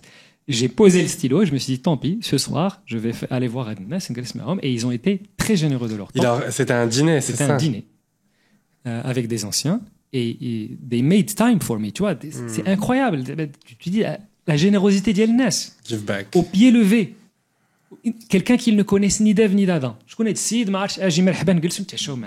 Parce que quelqu'un a pu faire quelque chose pour eux aussi. Exactement. Et il va le rendre l'appareil. Et c'est une leçon de vie. Et toi, tu feras pareillement. Et tu le pay forward, comme on dit. Tu dois le refaire parce qu'on l'a fait pour toi. C'est ça la philosophie. Et donc, Glisme Adnes. Et à aucun moment, ce qui est incroyable, c'est à aucun moment, ils m'ont dit tu dois faire X ou Y. C'était une conversation. Qu'est-ce que tu veux faire dans la vie? Qu'est-ce qui t'intéresse? Qu'est-ce qui te plaît? Comment tu te vois? Est-ce que tu veux rentrer au Maroc? Est-ce que tu veux pas rentrer?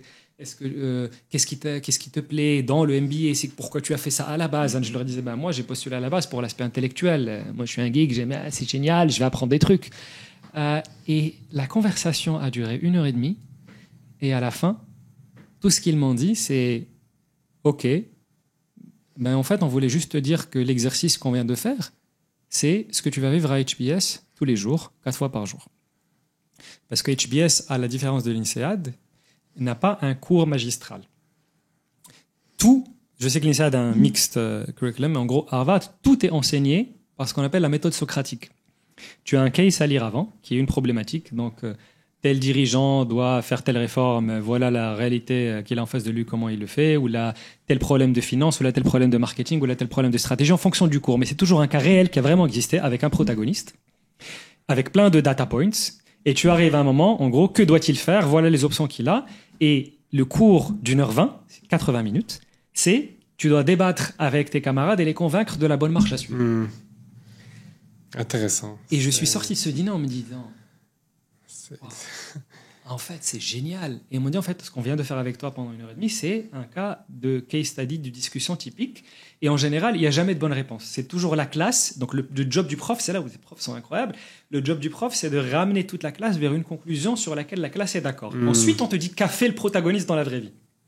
C'est de mettre d'accord les gens. Mais c'est, en gros, est-ce que la classe de 90 personnes va aller vers un truc commun? Et tu dois convaincre. Donc, tu vois, il y a un jeu d'oration, tu discutes, tu convaincs, tu dis non, mais ton raisonnement, je le comprends, tu dois lever la pied. Bon, alors, je comprends ce que tu dis, mais est-ce que tu as pensé à ça? Est-ce que tu as pensé à ci? Et c'est la sagesse collective, donc socratique, qui arrive à la bonne conclusion et la bonne marche à suivre. Et ensuite, tu dis, vous aviez raison, vous n'avez pas tort, ou voilà ce que la personne a fait. Et non pas le one too many avec le modèle à la française. Qui détient le savoir et qui le transmet. Les professeurs sont des animateurs. J'avais été en échange dans une école à Maastricht aux Pays-Bas et en fait, je sais pas si ça se rapproche de ça, mais ce qu'on appelle le problem-based solving. Donc exactement. Ça a été inventé, pas à la Harvard Business School, ça a été inventé au siècle dernier à la Harvard Law School parce qu'en fait, c'est un exercice qui sied bien aux avocats. Oui. Et depuis qu'ils ont inventé ce système, ça a été repris dans plein d'autres écoles. Donc il y a des écoles qui ont repris cette méthode socratique, probablement qui sont inspirées. Mais la particularité d'HBS, c'est qu'elle ne faisait que ça. D'accord. De bout en bout, pendant 2 ans, 4 fois par jour. Sur toutes les matières. C'est-à-dire que tu as même des cas de compta que tu fais en mode débat. C'est ce qui est incroyable, en fait. C'est un peu fou. Ouais.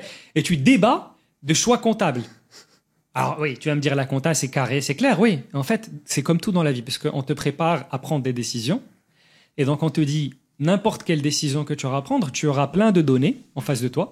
Tu auras des gens autour de toi qui ont des opinions différentes, et toi, tu dois faire la synthèse et marcher. En fait, c'est fou, mais moi, c'est un truc que j'essaie énormément d'apprendre au quotidien, c'est l'art de prendre des décisions.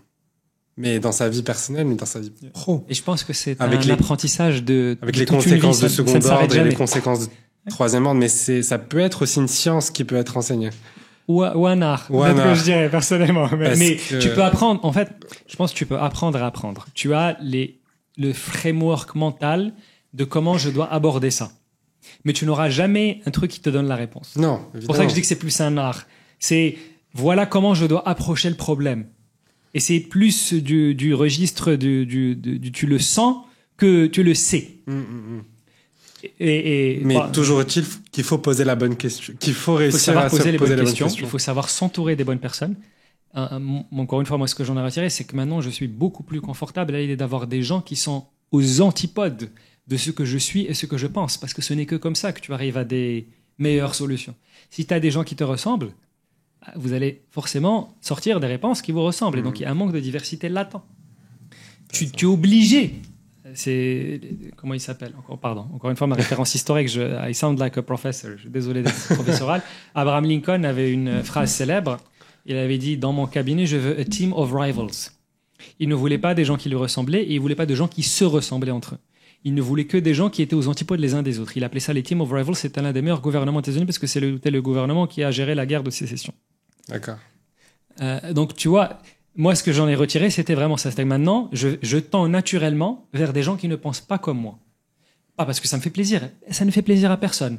Parce que peut-être qu'ils peuvent te faire voir des choses. Je réalise maintenant que, en fait, c'est que quand tu as des gens qui sont très, très différents de toi, que tu imagines des choses que tu n'aurais jamais imaginées. Maintenant, le financier. Comment tu le payes, Harvard? Alors, sincèrement, c'était galère. Donc, je suis sorti de ce dîner, je me dis, ça y est, je vais faire. Ma grand-mère, encore une fois, petite anecdote, side note. Donc, j'avais dîné avec ma mère et ma grand-mère et je faisais encore un peu d'hésitation. Et ma mère, elle se tourne vers sa mère, Maman Zoubida, elle lui dit, Maman, Yassine a été admis à l'INSEAD et à Harvard. Et ma grand-mère, pardon, mais elle lui dit, Maman, est-ce que tu connais l'INSEAD? Et ma grand-mère, elle fait, l'INSEAD quoi? Et après, elle lui dit, est-ce que tu connais Harvard? Et ma grand-mère, genre, outré, pour qui tu me prends? Bien sûr qu'elle a Harvard. Et ma mère qui se tourne vers elle me dit, même ta grand-mère, elle te dit, techniquement, là, tu peux pas refuser ça, pour la petite anecdote. Et donc, c'est là que j'ai décidé personne tarée, les seules personnes qui hésitent avant. Donc là, il n'y a même pas de decision-making process. Il y a ma grand-mère qui ma connaît grand-mère Harvard. avec le dîner et ma mère Mskina. Donc je me suis dit, et maintenant il faut résoudre l'équation économique. Et c'était le double du prix de l'INSEAD, c'était vraiment cher. Et je me dis, j'ai pas le choix. J'avais déjà du mal je mets 10 000 € pour payer la confirmation. Donc je vais faire le tour des banques en France. J'étais résident en France, c'est pas le Maghreb qui allait me prêter dans tous les cas parce que. Sachant que c'est combien? C'était $200 pour les 2 ans, tout inclus. C'est-à-dire frais de scolarité, frais de vie, frais de logement. Il est je mets 200K. Et donc je fais le tour de toutes les banques. Vraiment, je prends mon dossier et je me souviens de toute ma vie. Et là, c'est là où j'ai très mal vécu le rapport français à la chose. Tu vois, il y a une certaine, malheureusement, culture française est géniale sur certains trucs et un peu diminutrice sur d'autres. Il s'est passé quoi? C'est-à-dire, on me disait, mais monsieur Zargdi, vous avez déjà un diplôme de grande école. Pourquoi donc vous voulez aller faire un MBA? J'ai envie de lui dire, c'est pas ça le débat. Ton travail, c'est de me dire si le dossier il est viable ou pas. Tu n'es pas censé apporter une lecture, en fait. Et ça, c'est très français. Il y a un côté, nous sommes meilleurs que les autres. Et je l'ai senti plusieurs fois. Tu vois, non, je comprends pas. Mais pourquoi tu as un job? Vous avez un CDI, monsieur Zargdi. Pourquoi vous voulez quitter votre CDI pour aller retourner à l'école? Mais encore une fois, ça ne vous regarde pas. Analysez-le sur le mérite. Et je n'ai eu que des fins de non-recevoir. Et donc, je décide. Quasiment, je me dis ça, 90% c'est mort. Donc, et j'avais déjà démissionné. Tout mon truc est capillotracté. Hein, T'as pas fait les choses dans le bon ordre. Parce qu'en fait, j'étais obligé. Moi, j'avais la rentrée en août. Donc, je pense on était en avril. Ça y est, j'avais déjà annoncé, tu avais 3 mois de préavis. Il fallait que tu annonces que tu partes. Sinon, tu repartais en mission de conseil à Pétaouchnok et t'as pas le temps de respirer. Tu peux pas partir au milieu de la mission. Exactement. Et même, tu n'as pas le temps de réfléchir. Tu sais, là, c'était assez intense. Et donc, je me dis, tant pis, peut-être que c'est Darbé m'envoie un signal et que je vais juste rentrer au Maroc et chercher un taf au Maroc. Et avant d'y aller, j'avais un mariage. Encore une fois, les rencontres. Je pense que le thème de ce podcast, c'est les rencontres et l'arc de la vie. Je vais au mariage de ma première junior à Deloitte. Donc à ce moment-là, j'avais déjà 6 ans dans la boîte. Ma première junior aussi. Peut-être un an ou 2 ans de moins. Et on bossait plus vraiment ensemble. Elle était passée dans une autre équipe, mais elle était devenue senior aussi. Mais on était restés très proches. C'était une Française adorable et qui allait se marier et qui avait insisté pour m'inviter à son mariage. Donc j'étais touché. Je me suis dit, j'avais mes billets pour le Maroc. J'ai bougé mon billet. Je dis, je vais faire le mariage de Marine. Et je partais au Maroc le lendemain ou le surlendemain. Je vais au mariage. Et Marine était au courant détails importants. Elle était au courant de toutes ces aventures. Donc je vais au mariage, on célèbre son mariage, on rigole, etc. Et à un moment, je me retrouve à côté de son papa. Je me dis, mais comment ça se fait que je me retrouve à côté du papa de la mariée? Ça n'a pas de sens. Plantable, et c'est pas. Je comprends pas. Tu n'es pas la personne la plus proche, en tout cas. Ce n'était pas par hasard. Ah. Écoute, donc je discute avec le papa. Qu'est-ce que vous faites, jeune homme? Marine me parle de vous en grand bien. Elle me dit que vous avez été un super mentor pour elle. Vous avez beaucoup aidé. Écoute, franchement, je n'ai rien à en tirer. Elle était géniale dès le début. Out of the box, elle était super. Donc c'était très agréable de bosser avec elle. Et on est devenus amis. C'était pas juste une collègue. Et il me dit, là, vous en êtes toujours à Douai? Je dis, justement, je viens de démissionner. J'avais été admis en MBA, mais je pense que ça va pas le faire. Donc je vais peut-être rentrer au Maroc. Et il me dit, maintenant je comprends pourquoi ma fille vous a mis à côté de moi. Il me dit, justement, je suis directeur à la Bred. On ne va pas mentionner de marque, pardon. Donc c'est une banque assez connue. Une banque de la place. Et il me dit, écoutez, moi je suis assez touché par votre histoire, donc lundi, venez à tel endroit, je vais essayer de pousser votre dossier. Je ne vous garantis pas que ça marche, mais vous aurez en tout cas mon soutien. D'un des directeurs de la boîte. Et donc il me dit, il m'a introduit au responsable des prêts étudiants de la banque. Et donc je débarque en venant de la part d'un tel, et je me suis senti un peu transporté le Maghreb, tu vois, avec le truc du Maroc. Écoute, oui, peut-être que c'est un piston, je sais pas s'il y a pas de, mais le msaftek flan, tu vois, comment on dit le Maghreb, c'était vraiment ça. Chose qui arrive très rarement en France. Et donc je me suis retrouvé, à moins que tu sois français, et que tes parents encore, je pense. soient... Et donc je me retrouve face à ce. Alors encore une fois, on n'a rien fait de non catholique, hein, mais ça m'a donné l'accès à la personne. Et j'arrive avec tout mon dossier qui était prêt, parce que j'avais fait le tour des banques, et je dis, voilà monsieur, voilà mon histoire. Il m'a dit, écoutez, monsieur Flan m'a déjà raconté, je vais vérifier votre dossier. Moi, ce que je peux vous dire, c'est que si votre dossier est correct, on vous donne le prêt, mais à hauteur de 100 000. Ok. Pas plus. C'est le maximum que je peux vous prêter. Et ça dépend du dossier. Donc, il se pose devant moi, il prend vraiment 1 heure, il regarde le dossier avec moi, il regarde tout, il me dit, OK, très bien. Il me manque une pièce pour que le dossier soit accepté. Il me faut un garant français pour qu'on vous prête, et on vous prête 100 000 euros parce que tout le reste est correct, et effectivement, c'est un diplôme reconnu, donc on sait qu'il y a avantage économique Harvard. futur, etc. Voilà. Et je dis, mais je connais le français qui va me faire une garantie d'IAL. Tu sais, tu signes de ton truc, de ton bien à toi. Je dis, putain, c'est reparti à zéro. Donc en fait, tu vois. Je sors, je vais déjeuner avec des potes d'école de Lille, ou dîner avec des potes d'école de Lille, et il y avait un ami d'école, mais dont on n'a jamais été très proche, qui était un Marocain de la diaspora. Il était né, il a grandi dans le nord de la France.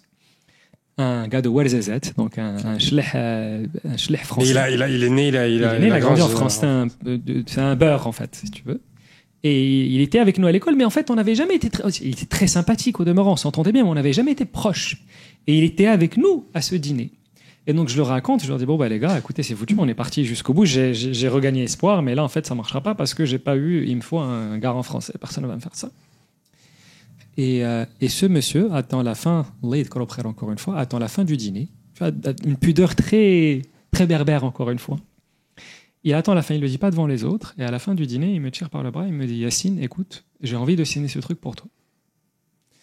Et je dis, non, mais attends, arrête, on a le même âge, tu galères comme moi, tu as un job. Tu vois, c'est pas comme si le gars avait 20 ans de bouteille derrière lui. Il me dit, non, moi, en gros, il fallait être français et avoir un bien immobilier.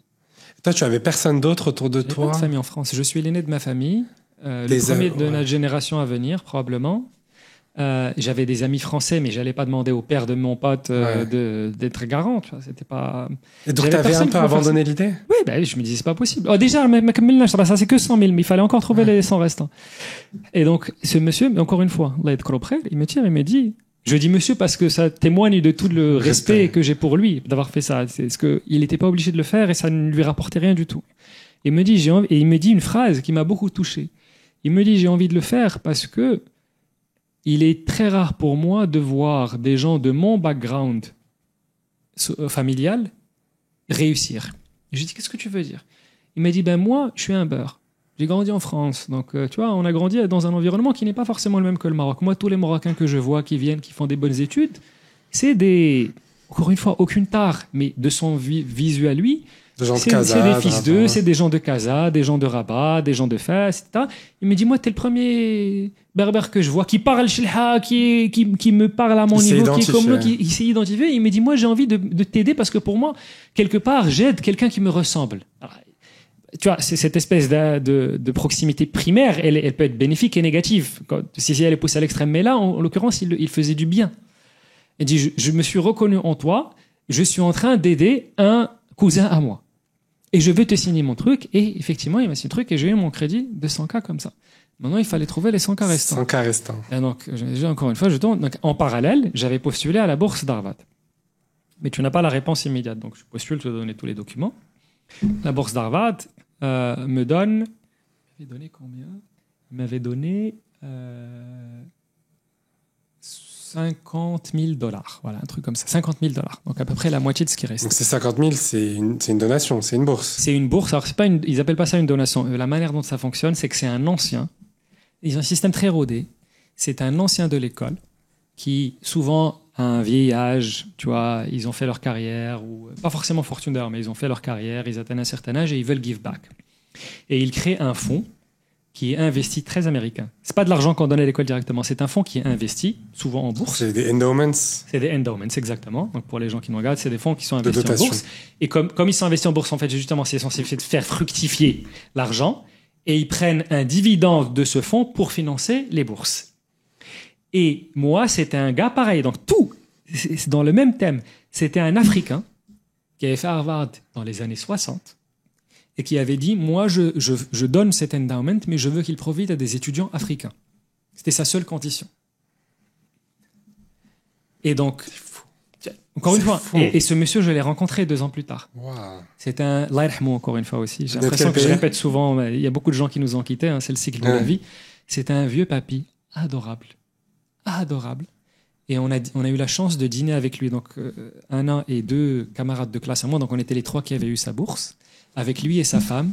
Ils avaient tous les deux plus de 70 ans. On a dîné avec lui, on a eu une discussion incroyable sur son parcours de vie, sur comment il avait vécu les US dans les années 60. C'était encore la ségrégation.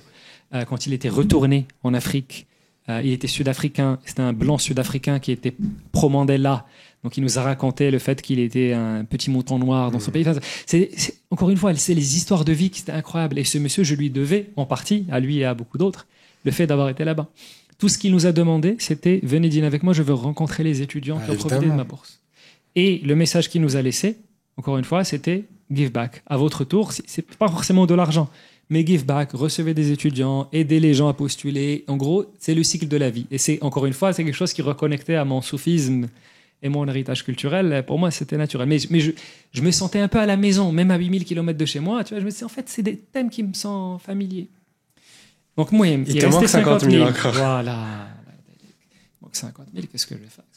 Yacine, je ne vais pas t'arrêter là, t'as levé 100 d'un côté, t'as levé 50. Bon, c'est que de la dette, mais bon, qu'est-ce que je fais? Et là, mon pote, je me souviens très bien, un pote à moi, qui le dit sur le temps de la blague, il me dit, crée un pot commun et demande aux gens de contribuer. Et à l'époque, il y avait un site qui s'appelait GoFundMe, qui commençait à être à la mode, et je me suis dit, écoute, perdu pour perdu, on va essayer. Et donc, j'ai fait un post sur GoFundMe qui expliquait toute mon histoire et pourquoi je postulais, et qui disait que à tous les gens qui contribuaient, je rembourserais l'argent avec un token, un espèce de... Je suis contre les intérêts, contre le riba, donc je ne voulais pas forcément avec des intérêts. Donc, je dis, je rembourse avec un token, un souvenir de Boston à tous les gens qui ont contribué. Un souvenir de Boston, donc un objet... Un objet de Boston ou de mon temps à l'école là-bas. Et donc... ça a marché mieux que ce que je pensais, alhamdoulilah. Ça a fait levé les 50 000? J'ai levé 30 000, pas 50 000. Levé 30 000, mais en gros, le reliquat restant, je me suis dit, c'était suffisamment gérable pour que je commence mon année, que je bosse entre les deux années. T'étais pas obligé de les payer en one shot. J'étais pas obligé de les payer en one shot. Donc, je me suis arrangé en gros pour les 20 qui restaient à droite à gauche. Et c'est comme ça que j'ai fait mon projet. C'est littéralement standing on the shoulders of people.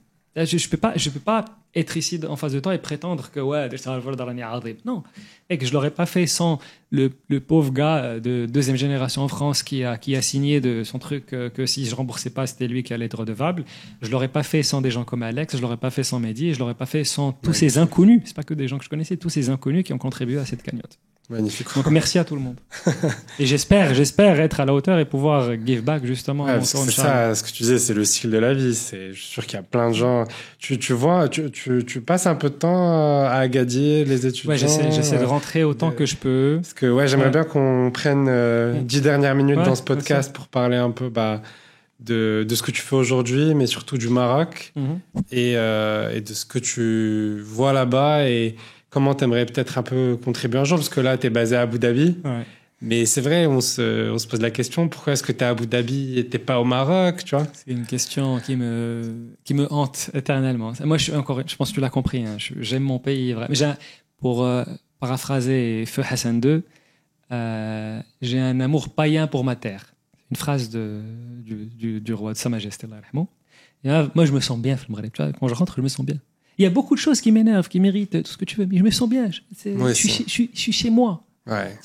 Et tu es chez toi 1200 ans, encore une fois, d'histoire. T'as le passeport français. J'ai eu le passeport français parce que j'ai vécu en France pendant 14 ans. Mais est-ce que tu te sens ici chez toi? Je me sens moins chez moi aujourd'hui. C'est une très bonne question. Je me sens moins chez moi aujourd'hui qu'il y a une décennie. Je trouve que le climat, peut-être on va pas s'éterniser dessus, mais je trouve que le climat en France est devenu délétère envers des gens d'ascendance maghrébine ou de religion musulmane, et je pense que ce n'est plus un endroit agréable à être. Et je pense sincèrement que c'est une perte sèche pour le pays. Parce qu'il y a beaucoup de gens qui sont très confortables dans leur vie en France, qui aiment la France, qui sont devenus français. La France, j'aime le Maroc, mais la France m'a aussi beaucoup donné. La France m'a formé. Et quasiment gratuitement. On a donné 200 000 Américaines. Franza m'a pas demandé autant. Tu vois, elle m'a formé sur les deniers publics. Donc, j'ai quand même une certaine reconnaissance à dire, oui, elle a fait d'autres choses pas très bien. Colonialisme, ce que tu veux, mais j'ai quand même l'honnêteté d'esprit de dire que la France nous a beaucoup donné. Je suis pas partie de ceux qui vont cracher sur le pays. Par contre, est-ce qu'il est agréable d'être maghrébin en France aujourd'hui? Mon opinion à moi, je peux pas parler au nom de 5 millions de maghrébins qui vivent ici, mon opinion à moi, c'est que le climat est devenu assez délétère pour me donner envie de partir. Donc tu te sens peut-être un peu mieux au Maroc, mais pour autant tu n'y vis pas. Mais pour autant, je ne vis pas, malheureusement. Ouais. Pourquoi?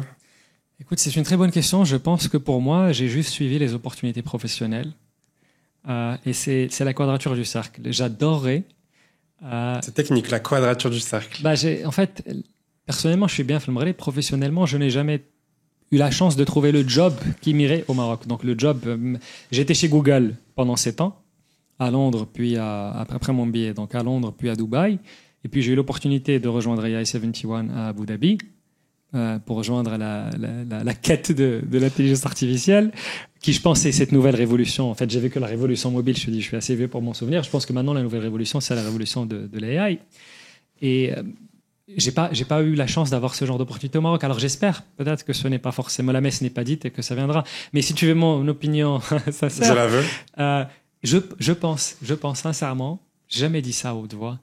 Ma femme me répète souvent ça. Je pense que ma vraie vocation, c'est d'être prof.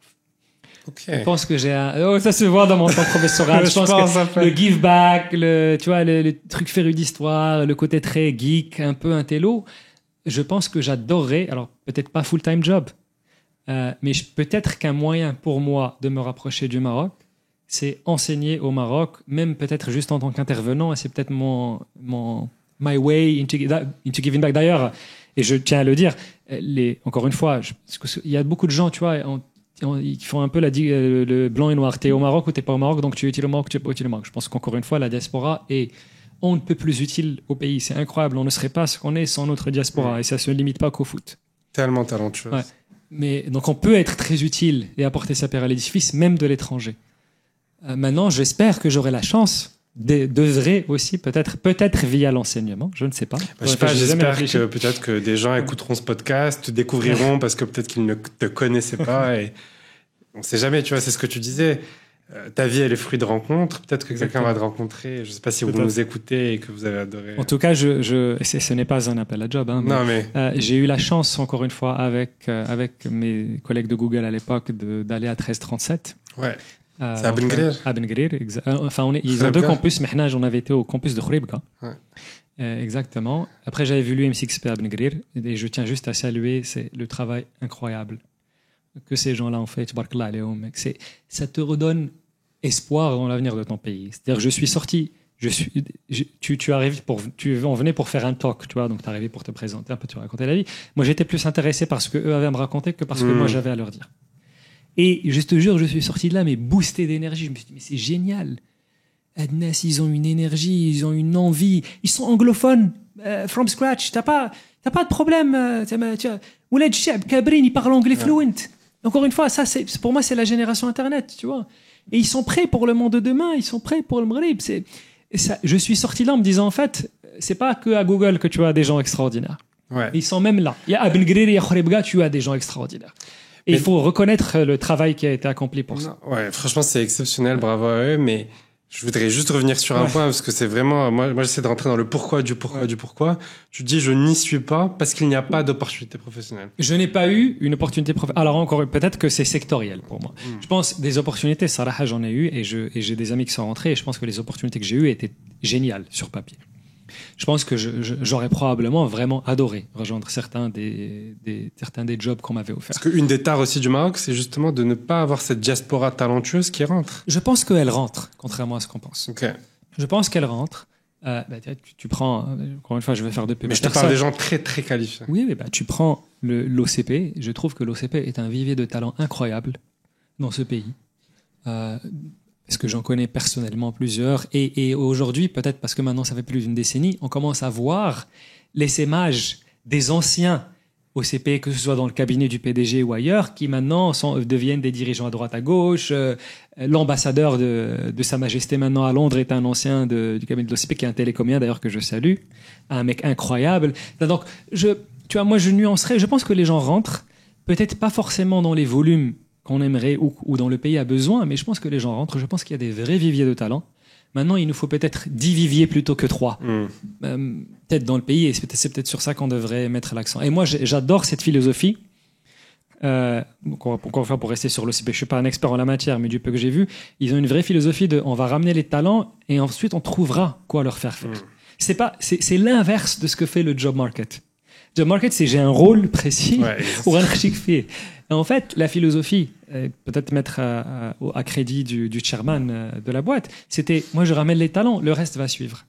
Et encore une fois, regarde tout ce qui est sorti de l'OCP. C'est pas la seule boîte. Je le prends en bon exemple parce que je suis proche et j'ai beaucoup d'amis qui ont rejoint. Mais regarde tout ce qui est sorti de l'OCP et de la fondation OCP ces 10 dernières années. C'est incroyable. Et ça s'est pas fait sans des gens qui sont rentrés ou des Marocains du Maroc. D'ailleurs, il faut pas c'est pas des laissés pour compte. Il y a des gens exceptionnels qui ont aussi étudié localement.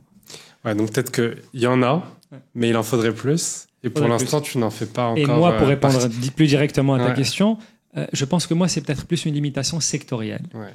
Par rapport au secteur de l'intelligence Par rapport au artificielle. secteur, ou de la tech en général. Donc peut-être là où je me Justement, c'est donne le des thème du devoirs podcast, moi-même. donc, Allez, donc je veux own my own limitation in this. Il faut que moi et que des gens comme moi fassent plus pour aider l'écosystème tech de Maghreb à émerger. Ça veut dire quoi plus? Écoute, je sais pas, du mentorat, du financement, du business angel, j'étais dans le programme 212 Founders pendant un moment. Je fais des comités d'investissement VC avec Hiba que tu recevras peut-être prochainement. Donc, pour moi, il y a plein de moyens de donner. Peut-être l'enseignement, encore une fois, si tu aides les jeunes, tu formes. Peut-être, maybe at some point, you run your own company. Je ne sais pas, mais il y a tellement de choses à faire. Du point de vue financier, du point de vue de mentorat, du point de vue de préparer les qualifications, du point de vue des connexions, déjà c'est un très bon départ. Moi, le podcast, c'est ma contribution. Bah, c'est génial.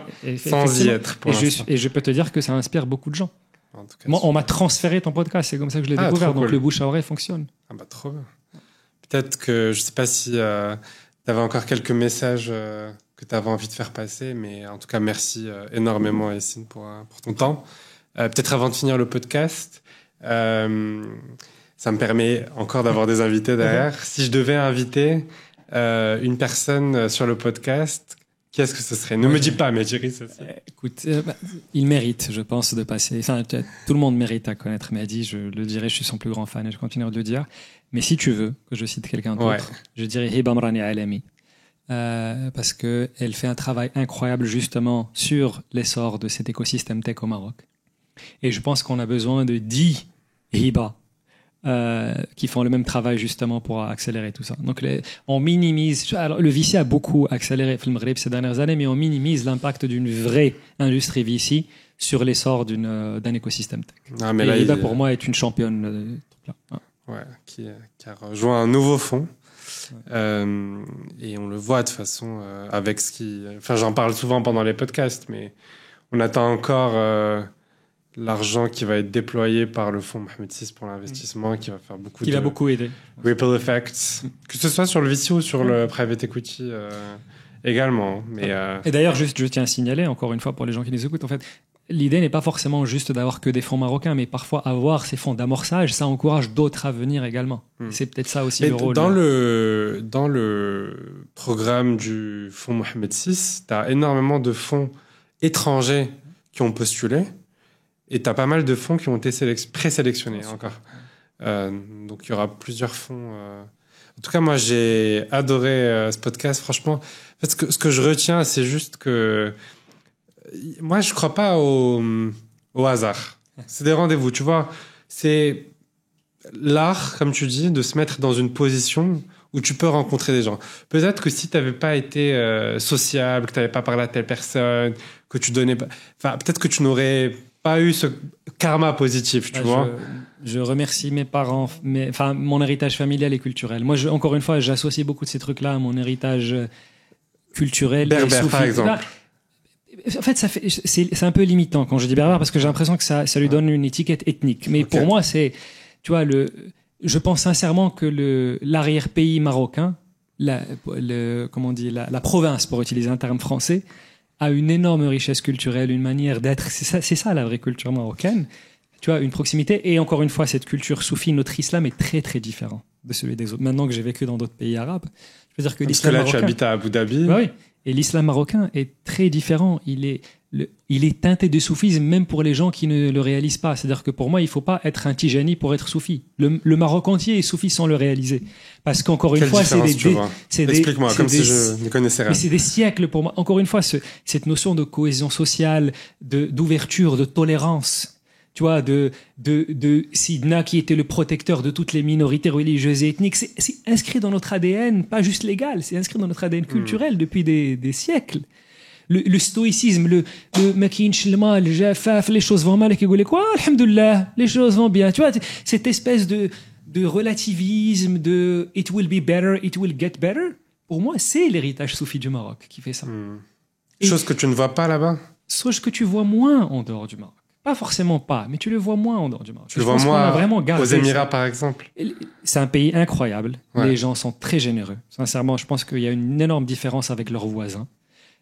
Mais j'aime à penser qu'il y a une exception marocaine sur ça. Moi, en tout cas, je la vois, je la ressens, je la vis et je la célèbre. J'espère vraiment que ça va perdurer. En tout cas, on va finir sur ces belles paroles parce que je pense qu'on est arrivé à 1h30. Moi, j'adore parce que je suis en France, mais ça me permet, en rencontrant des gens comme toi, de me reconnecter à ce côté à ma marocanité, tout simplement. Moi, ça me manque de vivre là-bas. Ça me manque énormément. Après avoir vécu 18 ans, maintenant, ça fait 10 ans que j'habite ici et je passe 30 jours maximum au Maroc par an.